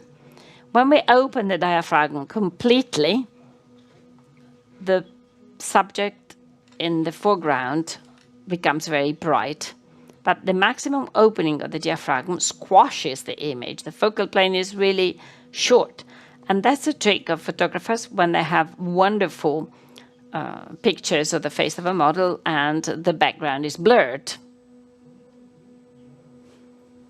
As we close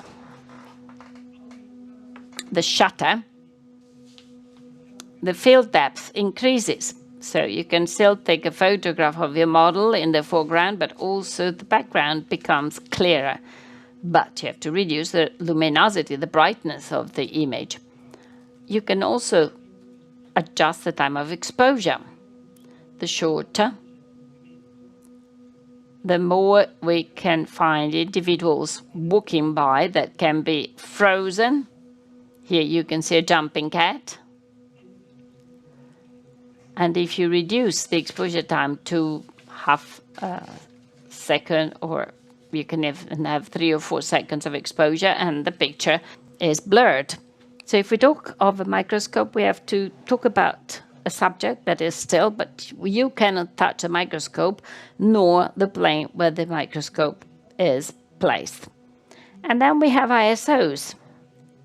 If you're used to the old camera picture films, you probably remember that you could choose if you wanted a certain number of ISOs. The higher number of ISOs means the higher sensitivity of our film. But if you increase this too much, you produce the background graining. These factors must be mixed by the photographer and evaluated to decide how you want to take your photographs. Because you can maintain the opening of the diaphragm at an average level, increasing the exposure time, increasing the ISO, and you can actually change independently all these factors to obtain a beautiful picture. But in photomicrography, as I told you before, our optic part is our microscope. We no longer have the diaphragm, so we're losing one of the 3 possible regulations to obtain beautiful pictures. So you can only affect ISO, which is the sensitivity of your sensor. And in this case, you can see a palm tree at night. With a low number of ISOs, it is all dark. As you add ISOs, the details emerge from your photograph, but you also have some background noise. The picture at the bottom summarizes what I told you before, that is a balancing amongst the 3 factors that you can use. But here we got only 2. You can decrease exposure time and increase ISO. If you forget about the vertical lines, this looks like one single photograph. As a matter of fact, ISOs have been increased, exposure time has been reduced, and you can well understand that you can obtain the very same effect if you act independently on your last 2 factors. But of course, 3200 ISOs, the picture will become blurred. When we talk about photomicrography, also because we do no longer have the diaphragm, is the stacking technique. Many of you probably have been submitted to a CT scan. A CT scan is a series of radiographs made on different focal planes. So it's like slicing our body in many small slices and taking a picture for each slice. We do exactly the same with microscope, because we try to have high enlargement factors. We do not have a diaphragm. So when we observe an inclusion, unlike what happens in stereoscopic, we only have one optic group, so our picture is bidimensional. And if we focus on the foreground, all the rest will be blurred. So what should we do? We take as many photographs as possible so that we have many different focal planes. Here you can see the foreground, the middle ground, and the background. And with this software, you can then reconstruct the series of photographs in one single photograph, one single picture. And in this way, you can focus more on your inclusion, and a larger part of our inclusion will be perfectly focused. But the following may happen. If you stack too much, you flatten the image. This is what happens here. If you take a picture like in the first case, you have an excellent 3-dimensionality of the picture. 2 beautiful trees in the foreground, all the rest blurred, gives us an idea of depth, as well as a beautiful image to our picture. If this is the type of picture we took, then it would look as if everything is flat and the trees are all on the same plane. So this is what happens in practice. It's a wonderful dumortierite radial crystals in a Brazilian quartz. And we decided not to focus certain parts of this beautiful crystal. When you look at a picture like this one, you immediately realize how deep and how large all these crystals are. This is a hematite tabular crystal. I have focused on part of this inclusion. And in this way, we can realize that this inclusion is a 3/4 inclusion. It is not perfectly flat.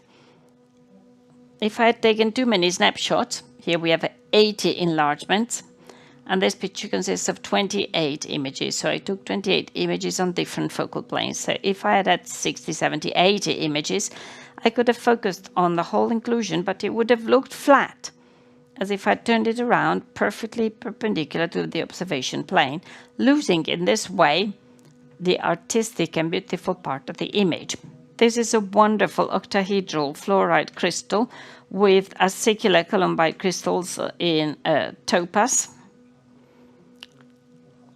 The upper part of the octahedron is not focused, only the bottom part is focused.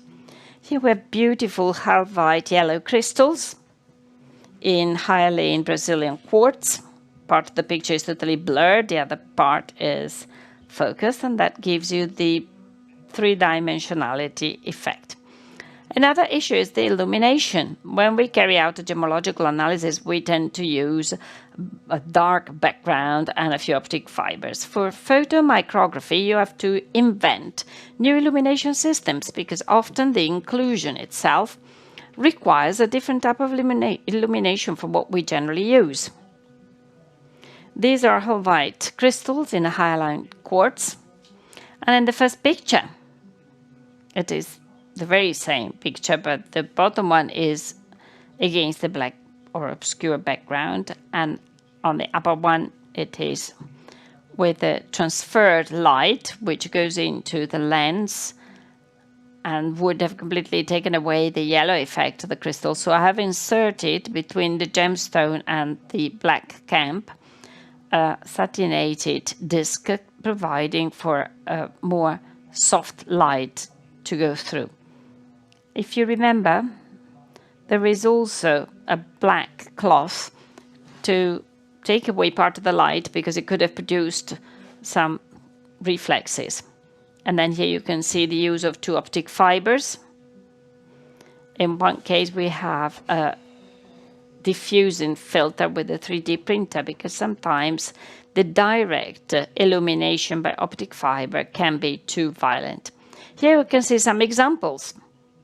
Optic fiber illuminator that is highly recommended because thanks to the optic fibers, it is possible to look for details that would otherwise not be visible. So optic fiber and sometimes also torches like this one, handheld torches, to try and extrapolate reflexes from my picture. Like in this case, these are hexagonal laminae of hematite in a sandstone. This has been done only with oblique optic fiber, full stop, highlighting this beautiful iridescence. This is a fire agate from Mexico with a beautiful botryoidal structure. To enhance the colors, I've used one single optic fiber that casts light only to one part of our gemstone, which is gradually darkened. And simultaneously, there is a mild blur, as you can see. This is a mixed illumination. It is Gaussianite with the fluid inclusions that were not visible. I just happened to see them using a torch when I saw a reflex produced by the fluid inclusions. I started working with the optic fibers, looking for this iridescence. This is a peridot with Ludwigite inclusions. And I saw that inside this fracture there were actually traces of old oiling. And the air trapped in the oil produced this amazing iridescent effect. These photographs can also be useful for didactic purposes because you can prove a student gemmologist, which is the effect of a treatment like oiling. You might think that this is wheat, but it is not. These are Hollandite acicular crystals in a Brazilian amethyst. I decided to highlight the inclusion rather than the hosting gemstone. And this is a practical example of optic fiber under the microscope. The very same picture on with the optic fiber and without the optic fibers allowed us to highlight details which would not have been observable. This is a Thai ruby, and it is heated. Here you can see the problems of illumination and the different types of illumination. So, identical crystals. In the first picture, we have an overexposure because of the wrong use of the optic fiber that has darkened all the details. And here we have exactly the same photograph, taking away the optic fiber. In photomicrography, every type of illumination can generate problems and defects, and the transmitted light can cause a problem of general overexposure. A diffuse light coming from above can cause opaque halos and a fogging effect. This is used for opaque or translucid gemstones, and the optic fiber can cause some overexposure that hides details, which in photomicrography, in my opinion, are essential if you want to use these photographs for didactic purpose or to compare, let's say, publishing it in magazines or in social media. Post-production or post-processing can be very useful. So if they're working so hard to get beautiful pictures, something unpredictable can occur. In the lower pictures, you can see some tiny little dots. These are dust specks placed on the sensor of my camera. Of course, I should have removed them. Number one, because they're not inside the gemstones, so I would add details that disturb the image.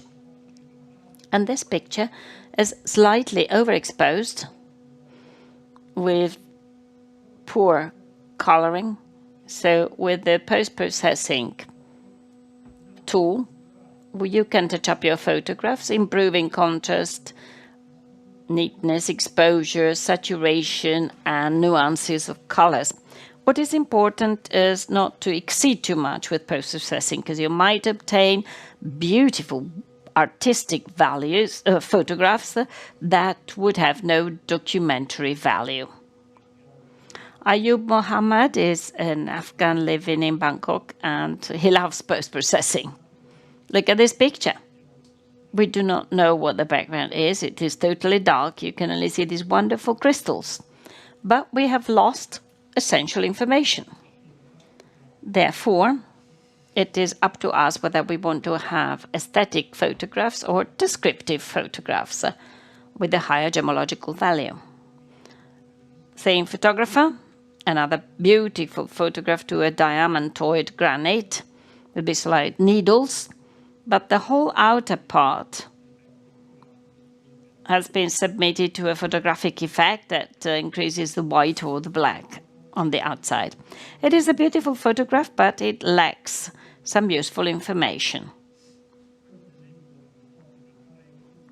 This is a picture by Nathan Renfro, one of the best photomicrophotographers in the world, working for the Gemmological Institute of America, a pupil of John Kovula. In the last few years, he has specialized in this type of photographs that have an episcopic illumination with Reinberg's filters. So it is tangential illumination parallel to the surface of the gemstone with colored filters that increase the contrast of the structural deformation on the surface of the gemstones and analyze its growing structure. Denis Sanchez, specializing in Mexican's fire opals. He uses an obsolete microscope that allows him to make beautiful photographs of opals. He would be great also photographing other types of inclusions, but that's what he likes. And here we can see a type of photography which is extremely descriptive. When we see pictures like these ones, we know exactly what we're looking at. We see the background color, all the inclusions. And I try to do something similar because I believe that photo micrography can be very useful for didactic purposes and also to prove a specific thesis about inclusions, but also to provide as much information as possible. This is a photograph that I made. These are hornblende crystals in Mexican opal, tourmaline crystals in morganite. The colors you see here are not due to the use of polarized filters, but simply to the B refrangency difference between the hosting rock and the inclusion. This is a wonderful picture. These are the typical elongated bubbles in the Vernal system. And sometimes inclusions, like when you take a picture of a tree trunk, may resemble faces. Here we have a P-rate cluster looking like the thing in the Fabulous Four. Thank you very much for your attention. Grazie Liviano per non parlare appunto di quanto sono importanti. So, thank you so much also for demonstrating how inclusion is important for demonstrating and identifying some issues. So we have discovered the genesis of diamonds thanks to that. Now, Liviano, do you remember the three atlases of Guggenheim and Koiven? Well, Gubelin was one of the first geologists going around the world to collect samples from a large number of mines. So this laboratory certainly has an incredible data bank. So we will give the floor now to Peter Tollan, Head of Research and Development of Gubelin. Because thanks to all these data, they developed a program called Gemtelligence to help identify treatments and also the geographic origin of gems. Thank you.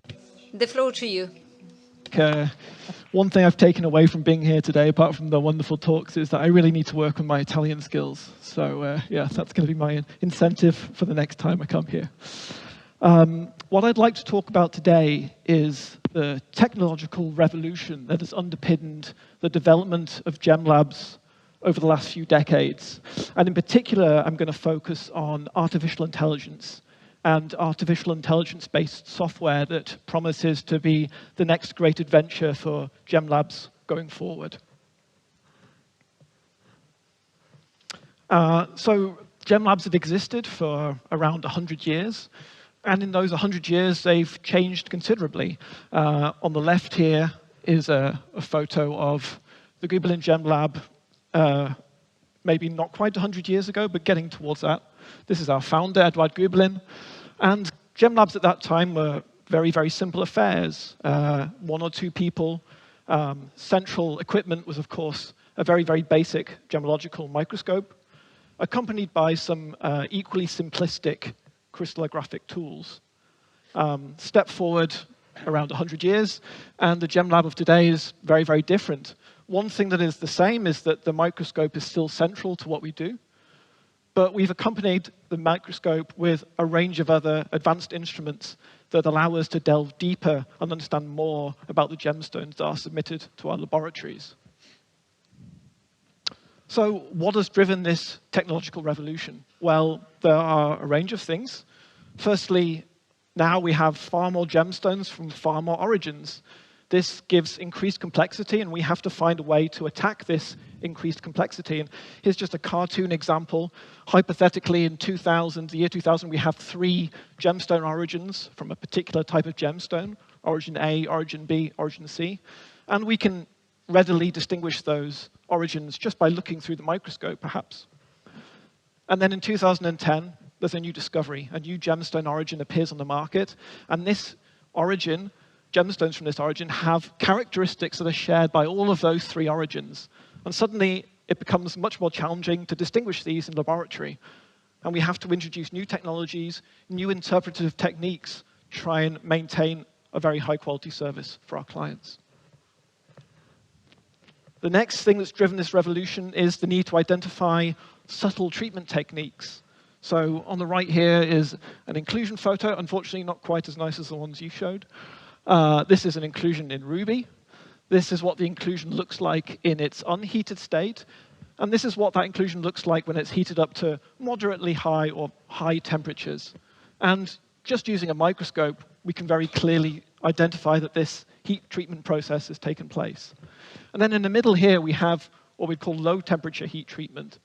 And this technique is very important because it improves the transparency, it improves the clarity, it improves the color of the gemstone.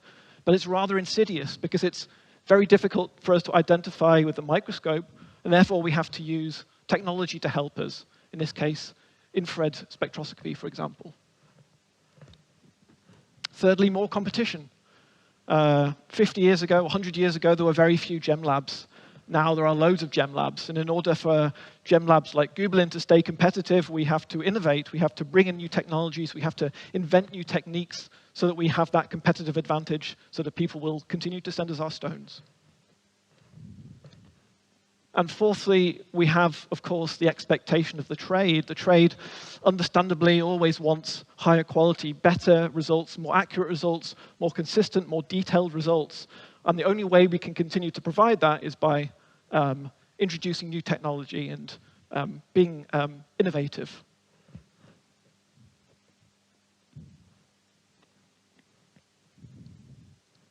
There we go. So here I'm just summarizing the technological changes that have occurred, actually specifically at the Gubelin Gem Lab, but this could be many other gem labs as well. The Gubelin Gem Lab, we've existed actually way back here, but until around 1980, not much changed. As I said, the main tool we had was the microscope with a few other crystallographical tools. And then slowly we started to introduce some new technology. In the early 1980s, we started using ultraviolet visible light spectroscopy. This is a very useful tool that we can use to inform ourselves about the color-forming centers within gemstones, and also quite helpful for some origin determination. Next, we introduced X-ray fluorescence spectroscopy. This gives us a relatively comprehensive idea of the chemical composition of gemstones, which is crucial for origin determination. We introduced infrared technology, infrared spectroscopy. This is an imperative technique for understanding heat treatment of corundum, for example, and also the type of filler that's introduced into emeralds.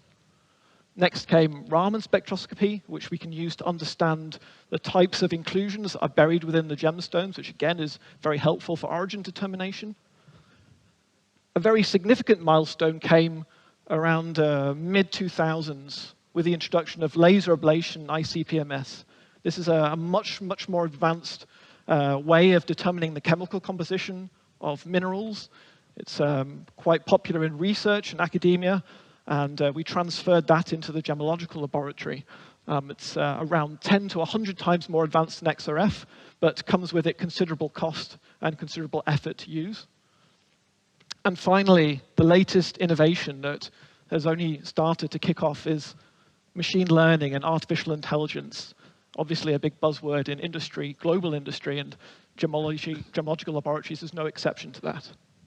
And just to illustrate at the bottom here, it's not just about introducing a technology, it's how that technology then evolves once it's introduced.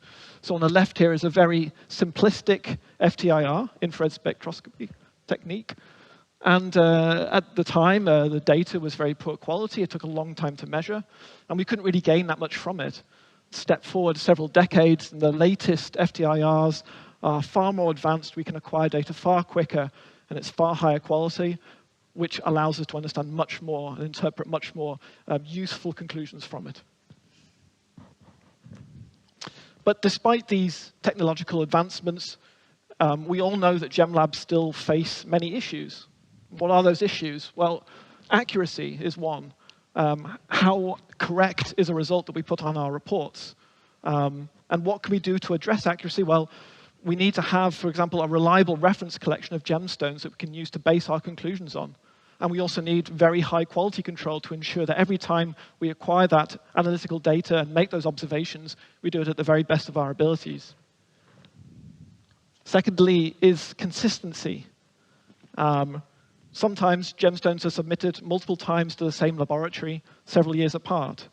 And of course, if you submit a gemstone in 2015 and then submit it again in 2025, you would accept that that report comes with exactly the same conclusions. And generally that is the case, but more often than we would like, it's not. And sometimes there's legitimate reasons why that might be different. Maybe we've discovered something new in the intervening years, but sometimes it's just because we have not done as good a job as we would like to have done. So we can address that. We can address it, for example, with more standardization and better quality training. Thirdly, there's efficiency.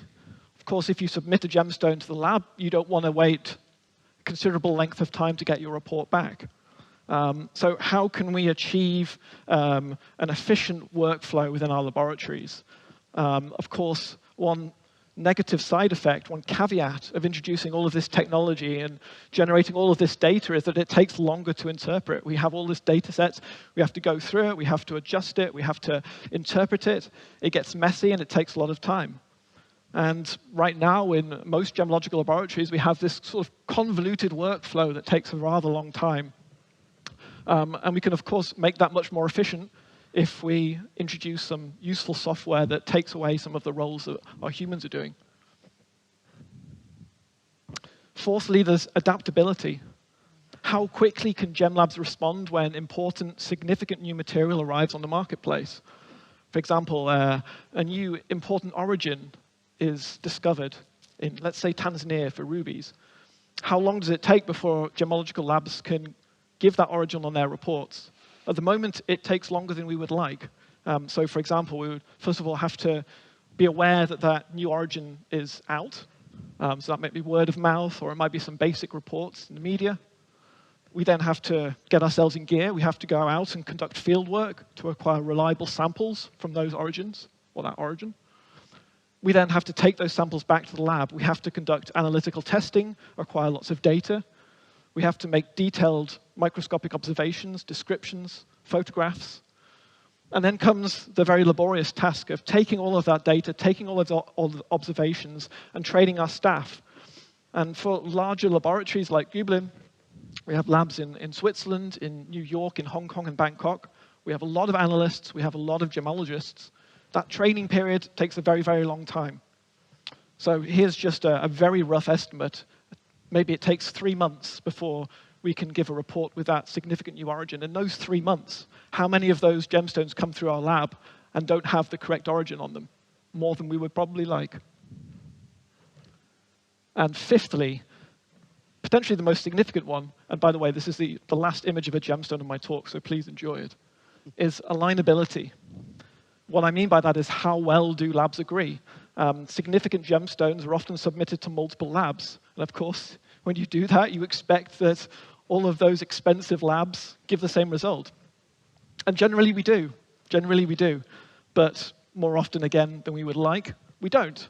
This is I gave you a positive example on the right here of a very nice sapphire that went to SSCF, Gubelin, and AGL, and we all concluded the same origin, cashmere, and we all concluded the same treatment, no indications of heating. Very, very happy client. But it could easily have been the case that SSCF went Kashmir, Gubelin went Sri Lanka, and AGL went Madagascar. And then there's a problem for the client, and there's a problem for us, because we're not satisfied when we give reports that are not happily received. How do we deal with that? Well, we have a lack of standardization of reference collections. That is a big problem. All of these top labs have their own reference collections, their own reference data, and they're very protective of it. We don't share it as much as we would like. We also have our own methodologies, which are not transparent. And we all have our ways of interpreting the data, which, again, we tend not to share as much as we should with each other. And this is a problem for us. It's a problem for the industry at large. So what is the solution for these problems that we still have? Well, personally speaking, I think a major solution is automating data interpretation. On the right here is the Gubelin's reference collection of blue sapphires. Each color represents a different origin. This is the iron concentration. This is the titanium concentration.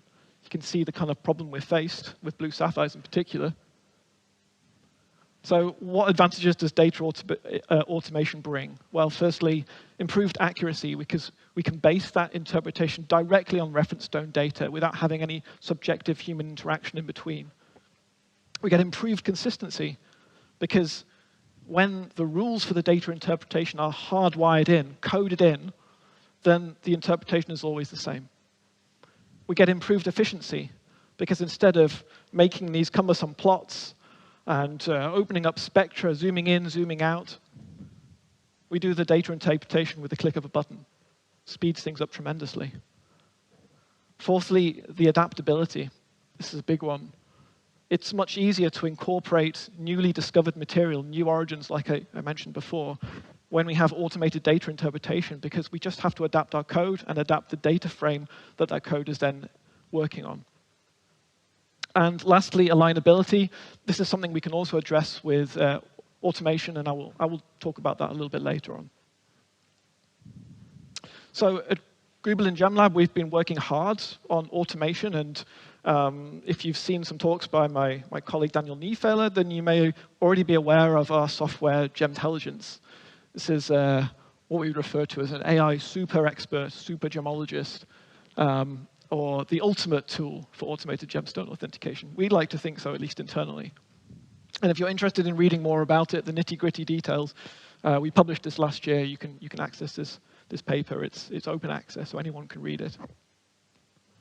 So how does Gemtelligence work? Well, it's rather complicated in terms of the coding, but I will just give you the overview. We take three relatively simplistic forms of data that most gem labs can probably acquire. We have FTIR data, we have UV-Vis data, we have XRF data.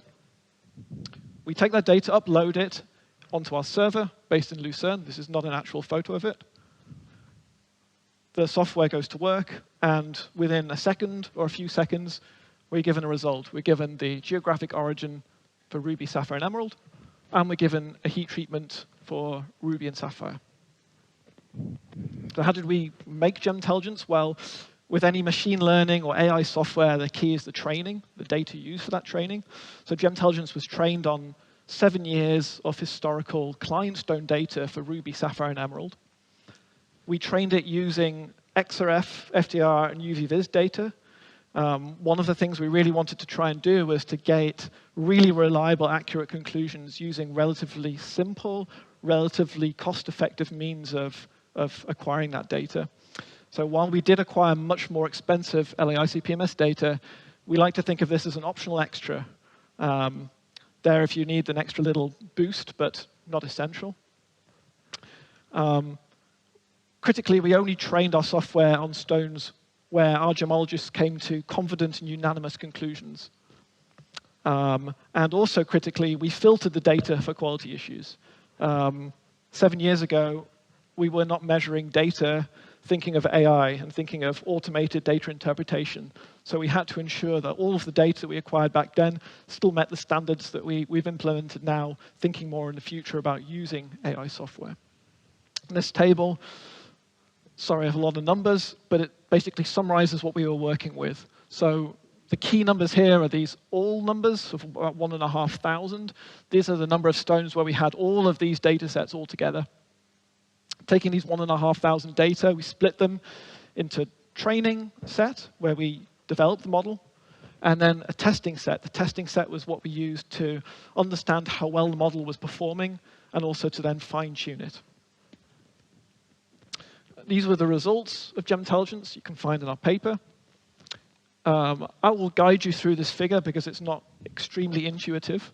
But essentially, this is showing our results for origin determination. Each of these colored lines represents the performance using a specific combination of data. So the green is XRF, the orange is UV-Vis, and the blue is a combination of UV-Vis and XRF data. The circles is the performance of Gemtelligence, and the crosses is the performance of the human experts using the same data on the same stones. And essentially, this direction is good, and this direction is not quite so good. And one of the really impressive things we were able to gain from this model creation was that we were able to even outperform our human experts using Gemtelligence, specifically on these test stones. And the other really useful thing that we gained from this was that we found that we could achieve extremely good results, very confident and very accurate results using just a combination of UV-Vis and XRF data, so not requiring much more expensive LAICPMS. So now the Gubelin Gem Lab is implementing Gemtelligence into our regular workflow. We use it for every single gemstone. And we found a variety of benefits from it in practical application. First of all, it's much faster. I showed you our traditional workflow earlier. This is our Gemtelligence workflow. It's much, much shorter. Instead of 1 or 2 days, we're now down to 1 or 2 hours. And essentially, we're replacing the significant human gemmological checks with a click of a button. Gemmologists are still involved before and after for a pre-check and also a plausibility check.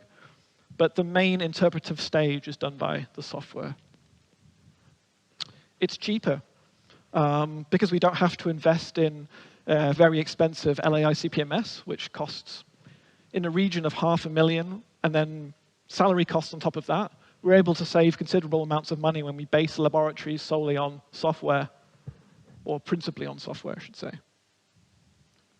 And as a result of that, last year we introduced a new type of report, the Gem Passport. The Gem Passport reports are predominantly using Gemtelligence, with, of course, still some human interaction to make sure that the result is reliable. And reflecting the cheaper cost of the workflow, these reports are 60% cheaper on average than our standard reports. And the other thing we really appreciate is the objectivity. We get statistically reliable data that we can reproduce and that's unbiased and not dependent on subjective human thought. A big question. Are gemmologists still required? Well, of course, we're not getting rid of gemmologists. They are still required. Of course, even in the Gemtelligence inference, they're still required to supervise and ensure results are plausible. AI can sometimes go crazy. We know that. We've seen many examples. It's well publicized where AI makes errors. So we need humans there to supervise to make sure the software is working correctly. But perhaps the principal roles of gemmologists, at least in Gubelin, start to shift. Less time on the regular commercial work that is tedious and relatively straightforward, and more time focusing on the fun stuff, the irregular tasks, and the really challenging commercial material. More time on quality control, ensuring that everything that passes through the lab is of the highest possible quality. More time doing field work, more time trying to understand the material that comes to our labs, going out there into the field, checking on the active mines, seeing what material is being released, tracking it carefully, documenting it, and making sure that the software is working as best as it possibly can. More time on research, more time on development, more time mentoring and educating and making sure the world is aware of what gemmology is. That's not the end of the story, though. We've been using Gemtelligence solely within Gubelin at the moment, but we want to open things up a bit. We are offering Gemtelligence as a service to other gem labs around the world. So what are the benefits of this? Well, earlier I said that one of the main issues with gem labs at the moment is alignability. And we like to think that if other gem labs start using our software, then we start to make a very small step towards standardization within the industry. We create a network of international labs that are using Gemtelligence, then all the data they collect is being interpreted in the same way. So if you submit a gemstone to any of those cooperative labs, then you should get the same result. We do not expect that every gem lab in the world, even anywhere close, is going to start using Gemtelligence. Of course not. But this is an important step towards shaking up the industry and making people realize that standardization, harmonization is the future. Adaptability of the industry, another big one. The ability to respond when things are changing in the marketplace. It's really, really important. The more people that use a software like Gemtelligence or Gemtelligence itself, the better the GemLab industry is going to be at doing that. And of course, at the Gubelin GemLab, we realize we're in a privileged position. We've existed for 100 years. We've had the opportunity to collect an extensive reference collection, acquire data, create knowledge and understanding. And we want to democratize that. We want to allow other labs to benefit from our experience. So how does it work? Well, first of all, there's a stage of consultation and setup. So we talk to you, establish your specific needs and wishes. We then assess your analytical infrastructure to make sure that it's capable of producing data that can work with Gemtelligence. Then advise on any necessary analytical investments that may be needed to bring it up to scratch.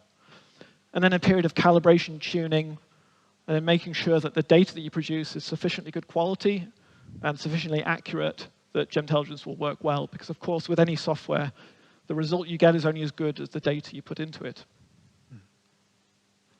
The next stage is the implementation stage. So it'll be a monthly or annual subscription where you can purchase a number of inferences that you can run with Gemtelligence. We're creating a web portal where you can upload data and then download results. And of course, we're going to provide ongoing service and support for any issues that may arise with either the software or with the methodologies in the lab.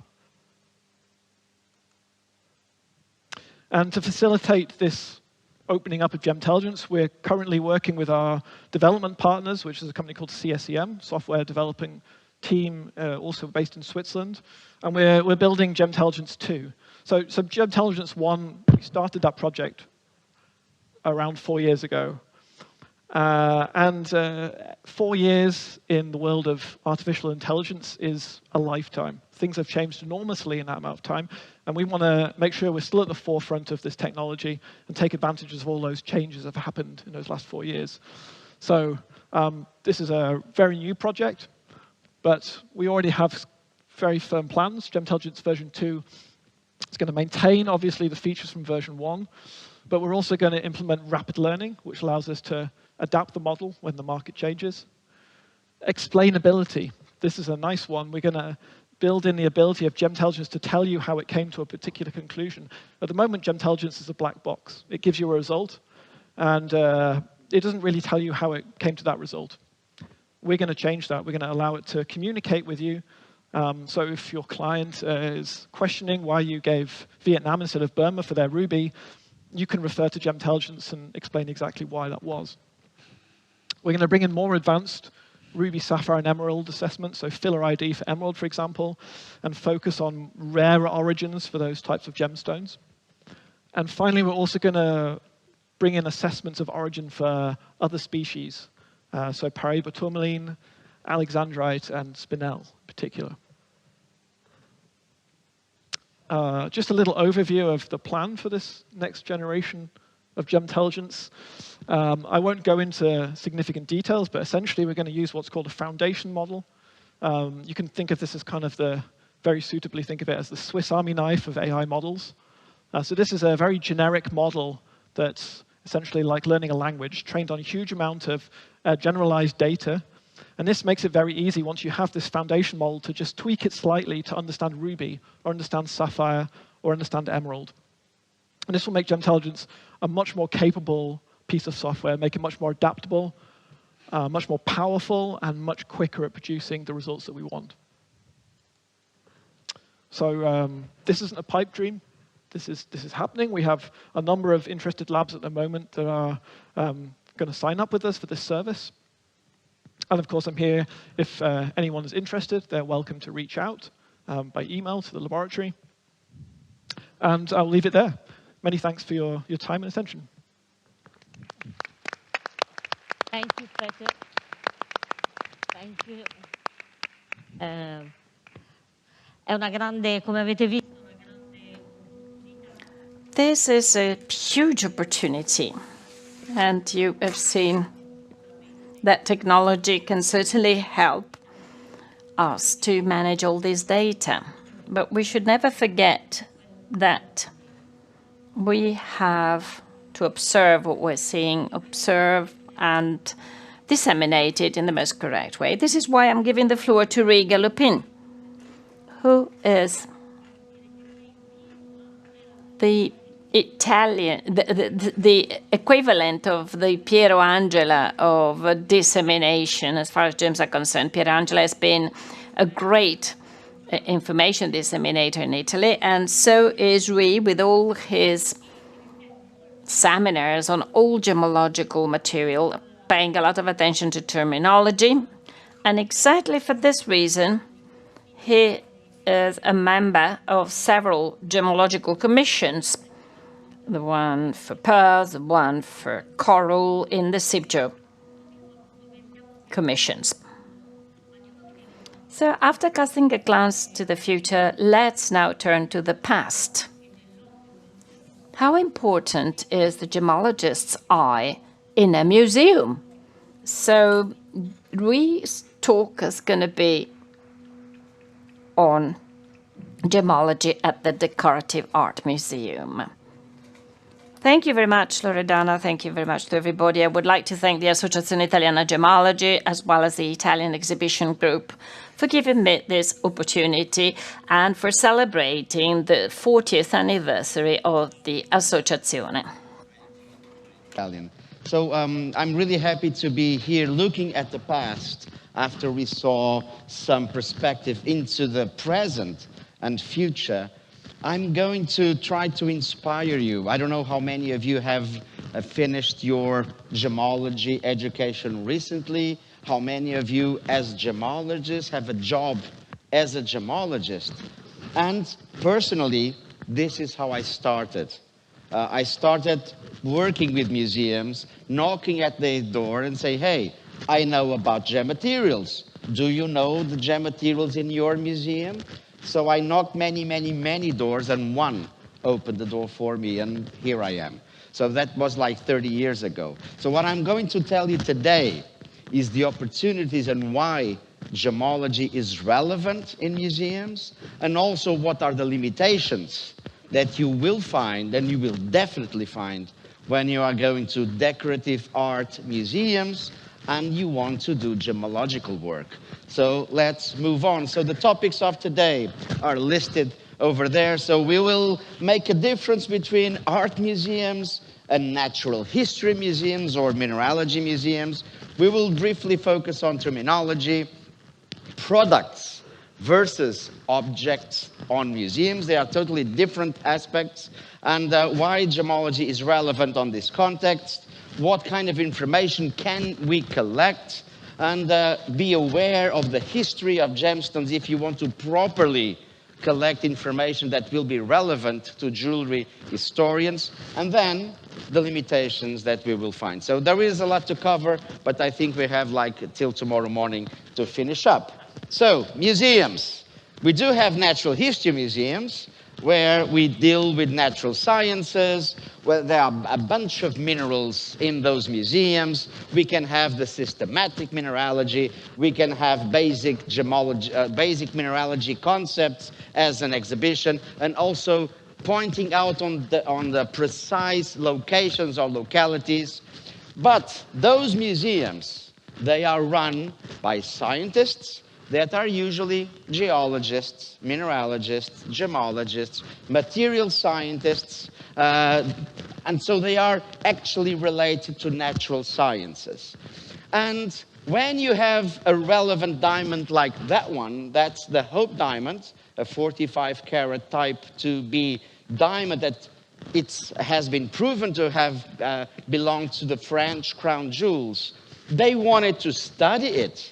And the Smithsonian said, okay, let's take the stone out of the setting and let's do some work. If you can see, there is a guy making sure that everything is put in place. But in this kind of museums where the museum's objects are seen as minerals, as rocks, you can do that, especially if the leadership understands material sciences. Well, the thing is, Most jewelry that needs gemmological knowledge are in art history museums, decorative art museums. And those institutions are usually run by historians, art historians, anthropologists.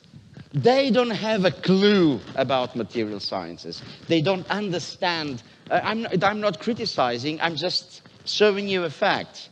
They know about the symbology, the history, the cultural heritage, but they don't understand the material.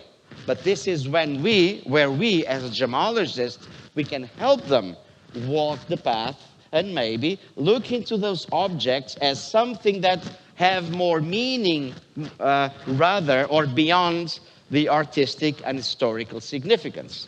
Well, museums like this is the Crown Jewels Museum in Lisbon, they have a bunch of irrelevant crown jewels. Museums, or this is from a collection of a certain archdiocese in Portugal. When we see those pieces of jewelry, they are works of art, they have a historical and spiritual context, but they are full of gem materials. When we look at this, what is the difference between those and the previous slides? Well, they are both jewelry. The difference is those are products that are sold in auction, in the market, in the trade.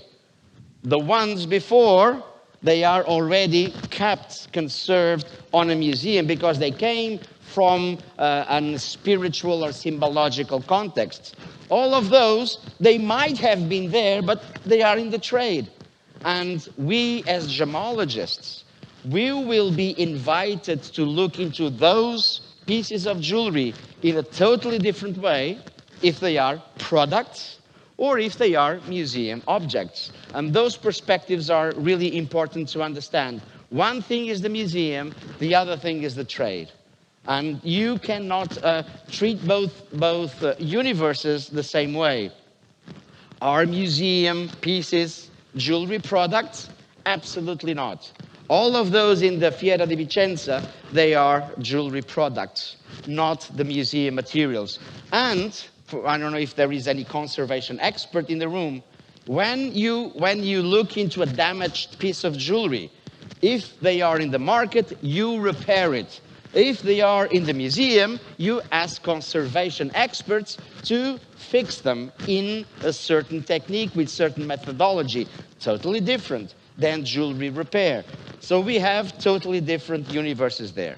Well, now let's go into gemmology at the decorative art museums. And why do museums need us? Well, very simple, because we will help them describe the jewelry items for the labeling, to communicate with the visitor, even to have inventory correct and accurate, consistent information using consistent terminology. Also, we will give enough tools for valuers. If you are a valuer, you will know how to do it, but you can collect data. So a valuer can know the value of the piece for insurance, for tax purposes, or even to create a narrative like, oh, that diamond is worth $2 million. Ooh, let's tell the story. Those kinds of things a gemmologist can do. Also, gem materials have different behaviors when you want to use methods to clean them. And you must know the material, so you must select the appropriate safe technique. So we also will collect information for the conservation department to properly take care of the jewelry. Also, and this is sometimes we miss this one, display. When we display a piece of jewelry, we must know exactly, for example, what type of lighting can we use? Even the correlated color temperature, like do we use daylight equivalent, like 5,500 Kelvin, or do we use incandescent equivalent, 2,800? Different materials will have different visual behaviors in different lighting conditions, and you can choose depending on the story you want to tell. Also, the conditions, the materials of the displays. If you are using pearls or carbonates, like for example coral, you might not wish to use wood because some kinds of woods, they release volatiles that can be acidic with a pH below 7. So you might not wish to use those kinds of materials.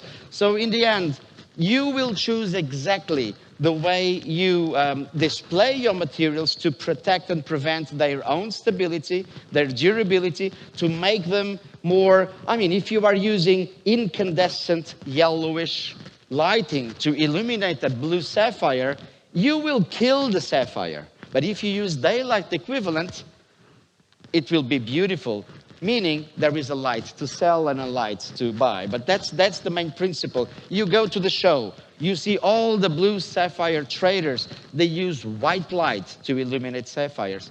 On the other hand, they use yellow light for rubies. So there is, and you, as a museum director or as a museum designer, you can give advice to what kind of lighting is adequate. Also, and this is important, you will collect information for future research, for material science research, for art history, geographical, whatever kind of research. There is a lot of data in gem materials. So overall, and by the way, that tiara belonged to a Portuguese queen that was born in Italy, Maria Pia di Savoia, and it trembles. So when she was entering the palace, everything was trembling. And if you can convince museum directors that gemmology is important for those reasons, now you have an extra job to do. So what do we collect as information? It's very simple. It's quite obvious. We identify the material, and we have natural substances and artificial products, even glass, manufactured paste, composite stones. We have a bunch of artificial products. And as gemmologists, identifying the material should be almost a no-brainer. So we can get to the identification. But this is more complex. Sometimes you might wish to collect information that using Gemtelligence, and then you'd give me commission. But if you know how to collect the information, if you have the adequate instruments, and if you have the databases and the knowledge, you can have an opinion on origin. And that might be relevant for rubies, for sapphires, for jadeite, for example, for newer jewelry, for Paraíba tourmaline. Is it from Mozambique, Nigeria, or Brazil? So there are a bunch of things that you can do if you can collect that kind of information. Then you have to measure everything. And sometimes this is tedious. You must measure accurately those gemstones, those gem materials. And remember, they are all set in jewelry. They are not loose. When you are a gemmologist, you'll learn how to identify loose stones. Those are so easy. You can do everything with them. But once they are set, measuring is important. And also documenting the fashioning techniques, the outlines, the cutting styles, the proportions. Everything should be and must be documented. And also drawing, because once you start drawing the facet edges, you will start noticing. If you draw, you pay attention. If you take a picture, you overlook. But you can do both. You can take a picture and draw on top of the image. And once you start documenting the facet edges, you have more information for historians to do their job. Now, we are gemmologists. We are not historians. We can collect information and let the other brains interpret that for us. Another one that you all learn how to do, carat weight estimations. If you have the measurements, if you know the materials, and if you know how to do some math, you might estimate the approximate carat weight of the materials, and that is a relevant information. Moreover, you can have imaging. If you have a wonderful microscope with stacking, you can even have the imaging of the inclusions, right?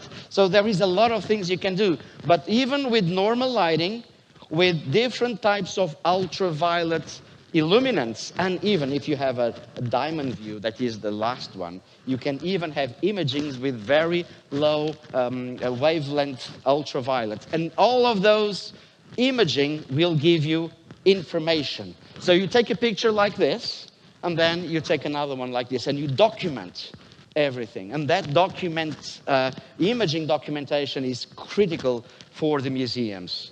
Sometimes you have things like this. Oh, there was a picture missing. By the way, this is the same tiara under long wave ultraviolet. It doesn't have any sounds because we were illuminating this at the vault. There was some music and we were dancing because you cannot imagine the reflections of ultraviolet on the top. So, and then, moreover, you document the settings. What type of setting? The condition of the setting. And then, and this is, how many valuers do we have in the room? How many of you do jewelry valuing? No jewelry valuations, at least. You must be shy. If you have to count each and every gem material in the jewelry piece, believe me, it's a pain in the neck, as the Americans say. You must count each and every one. If it is one piece, but if it is something like that, you must count once. Then you count twice, just to make sure. And if both numbers don't coincide, you count a third time. Then you give to somebody else to count again. And what they are doing, they are comparing what they've done in terms of counting. So all of those things, identification of the material, the measurements, documenting fashioning styles, taking pictures, drawing everything, documenting the settings and counting, that is relevant information that museums need, and they might use that information in the benefit of science, in the benefit of communicating culture to the visitors. So, and now once you have all the information, you might also wish to have a critical thought about how can you interpret those informations. And it is really important if you are working with a museum that has jewelry with cultural heritage, meaning antique jewelry from the 18th century, 15th century, Roman, even before, as we've seen today, you must know or have an idea of the history of the use of gemstones, the history of cutting styles, when different cutting styles started to be used in different geographies, when did a particular kind of gemstone became available, and when does it make sense to exist in jewelry? Of course, you can have a 20th century piece of jewelry with 16th century mined rubies, sapphires, or even fished pearls. But you can also have a 16th century necklace with a pearl that was actually harvested in Japan or in Australia in the 20th century, but because it was something that was made after the original manufacture. So you must use common sense, but still, if you look into the cutting styles and if you look into the materials, you will have an idea if it makes sense or not. Let me give you an example. This, again, I bring this because it also belonged to that Italian lady from Savoia. Those opera glasses, today I call them football stadium glasses if your city's up there, so you can see the players well. If you look at it from a distance, you might expect, well, it looks like tortoiseshell, wouldn't you say? How do you say tortoiseshell in Italian? Tartaruga. Tartaruga.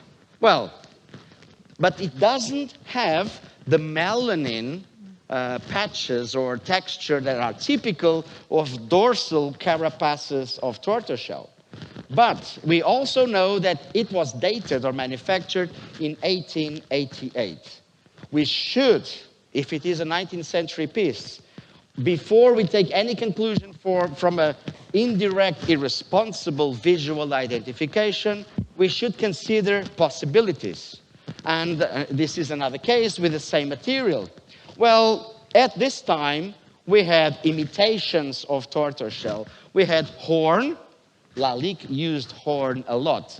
Baleen, it wouldn't be of this color. But then you have artificial products. You have what we call man-made plastics, the very first ones. And you have cellulose nitrate. It has a smell. and it's very highly flammable. It was discovered in the mid-19th century. Then you have casein, which is milk, formaldehyde, which is a bit later. And you must at least consider that something like this might be one of those, and of course including tortoiseshell. And when you start looking under the microscope and with many other techniques, for example, the one on your left, on your right, can you see the lamination? The little stria, those are little lamellae of tortoiseshell that are stacked together to make them look thick. But this has a catch, because this tortoiseshell is not from the dorsal carapace, it's from the ventral carapace. So it doesn't have colors. It's only one color. The English, they call it blonde tortoiseshell. And it's usually highly translucent, and it's stacked if you see it from the side. And it corrodes like that, similar to horn. So this was the conclusion. And we could even, with other testing, reach out the species of the tortoiseshell. Well, you can also have something like this in a museum, a ruby and diamond ring, typically a 20th century or late 19th century piece of jewelry. And you might consider, well, rubies, 19th century, natural. You should take everything into consideration, because there was the release in 1891 of a book teaching people how to make, it was not teaching, but documenting that you can grow artificial ruby crystals in a controlled environment. We call them synthetic rubies. And in that case, those are flax-grown synthetic rubies. They were available since 1885. Of course, they were quite tiny. You should be more worried not about this, but about those that became mass-produced after 1902. All of those dates, and I could be here with synthetic spinel, synthetic sapphire with different colors, synthetic emerald, synthetic diamond. All of those started appearing in the market in different periods of the history, and I'm just talking about artificial products of the 20th century. We could go for jadeite, nephrite, turquoise that we've mentioned today. There are so many examples that if you know the mining history, you will help museums and you help yourselves interpreting data properly. So getting familiar with the history of gemstones is critical if you are working on a museum environment. Knowing the gems, knowing the fashioning styles, that is critical. Well, let's finish up talking about the limitations. Well, the first limitation that you will find is the leadership in the museums, the lack of awareness that material sciences exist, that gemmology exists, and sometimes the techniques that we use, they are totally non-destructive. You might have some gemmological techniques that are minimal destructive, like some mass spectroscopy techniques. We talked today about laser ablation. You have to ablate a little bit of the sample so you can have an idea. And then you can have other techniques. Like we have here Fabrizio Netstola. Don't give him diamonds because he cuts everything. Yes. So, but those techniques are destructive. In museums, you can only use non-destructive, but the museum directors, they are not aware of it. They don't understand that gemmology will actually work and will not affect the material. Also, another very critical limitation. Things usually are really dirty. And are you allowed to clean? I wouldn't say so.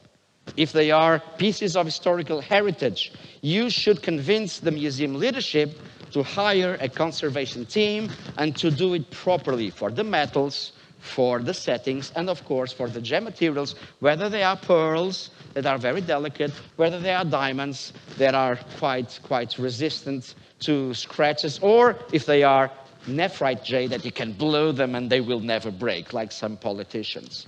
Well, so once you have all of those considerations, taking all those cleaning things, then you can start doing imaging and analyzing the cutting style and even counting. Because if you have all the piece of jewelry with dirt, you will overlook a lot of things. You need clean samples. Otherwise, I mean, you can collect data, but you must write a note saying, hey, I collected this data, but I was limited because there was not a permission to clean. Sometimes you can clean the surface of the stone, but there is so much information on the back if you have an open setting. Look here, the before and after of some jewelry from our royal collection. This is before, this is after. Before and after. And once you have the after, even counting becomes easier. So it's really important to have everything cleaned if you want to collect information. And this lady, she was cleaning from the back because I wanted to capture, I wanted to analyze the inclusions. And if you have dirt, you know you cannot tell anything. And then we have the normal gemmological imitations that you might not learn in the gemmology school, but you will definitely learn day one if you are working at an auction house, at a pawn house, or even if you buy secondhand jewelry, which is sometimes a type of object will give you limitations. You cannot take the stone out of the setting in a museum. If you are at the Smithsonian, you might. But if you are at the Louvre, or if you are at an art museum, you will say, can I take this diamond out so I can actually put it on a scale to see how many carats? They will say, absolutely not. You cannot touch anything. So that's a limitation also to collect information and to use certain analytical techniques where you need an unset stone so you can actually use the technique or use the instrument. Then you have the setting type. You have setting types like you have a lot of metal around the stone and you have less visible angles to inspect it, and some others like claws, you can have more freedom. And of course the cleanliness. We have classical gemmological methods you all learn about. You must draw everything and then number every stone and then describe one by one. And with experience, you have no idea how much information you collect just by looking at the stone. An aided eye is a very powerful tool if you have experience. Of course, magnification is even better, and you should use and be proficient using the loupes and also the microscope. Sometimes, this was made in Naples. Sometimes, if you can take those little pieces out of that big piece, you can use the microscope and you can use other techniques. Otherwise, if it is on that monster, you might not be able to use a microscope unless there is a very expensive microscope available for you with an articulated arm where you can look from any piece from anywhere. This is a normal gemmological microscope. This is the expensive one. So if you have the instrumentations, or if the museum has the instrumentation, you can collect more information using microscope. Then you have the classical gemmology stuff. All of you know about this. Dichroscope, fluorescence, polariscope, if you can use polariscope. So you can identify the materials.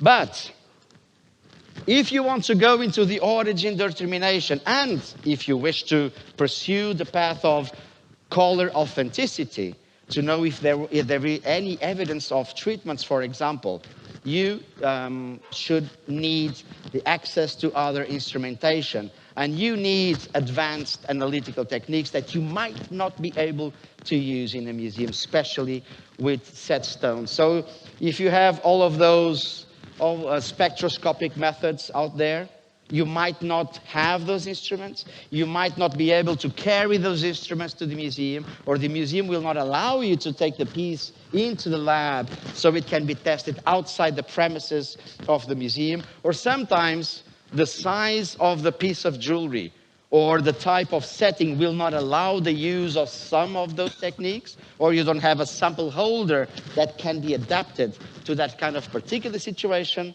So in each case, you might not be able to use this kind of techniques, adding a lot of limitations if you want to go further than just a simple identification of materials. So those might be also limitations that you will definitely find in a museum if you wish to use different instrumentation.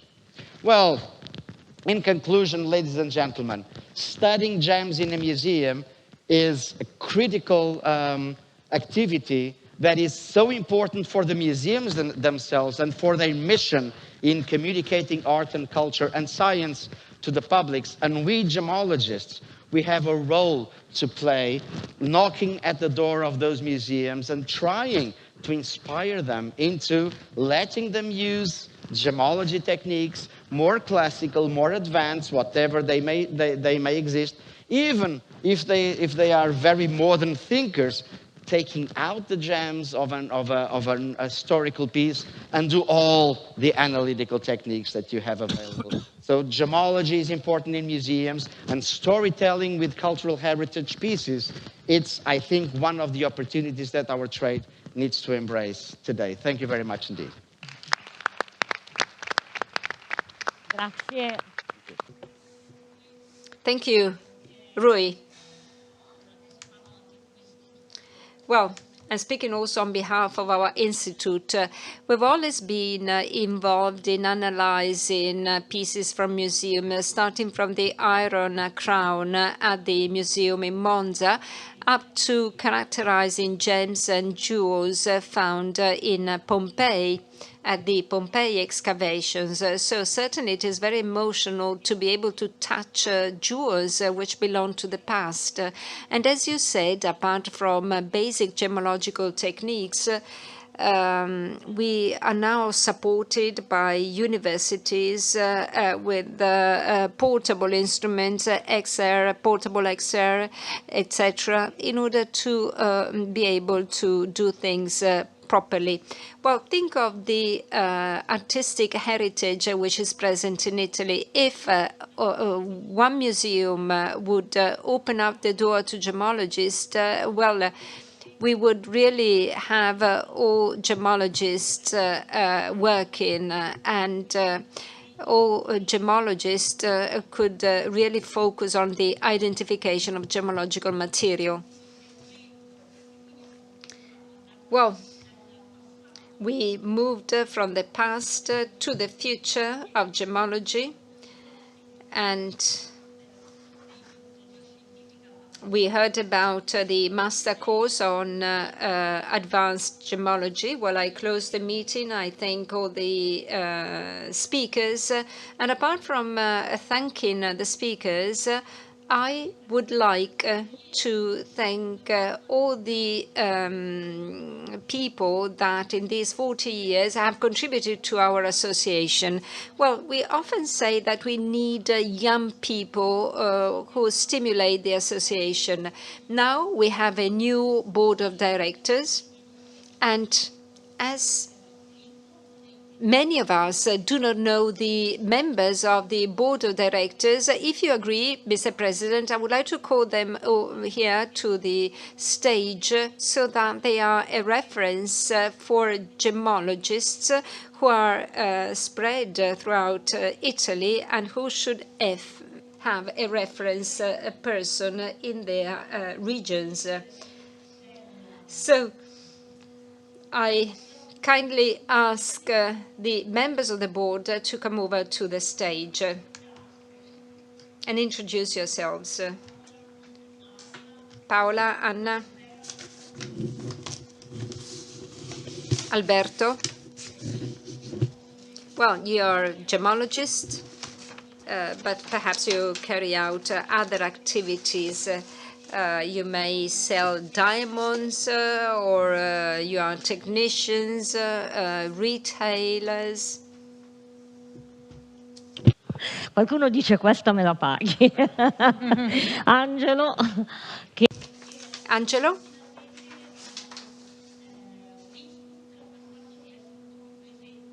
Who is now more present on social media. So this is the board of directors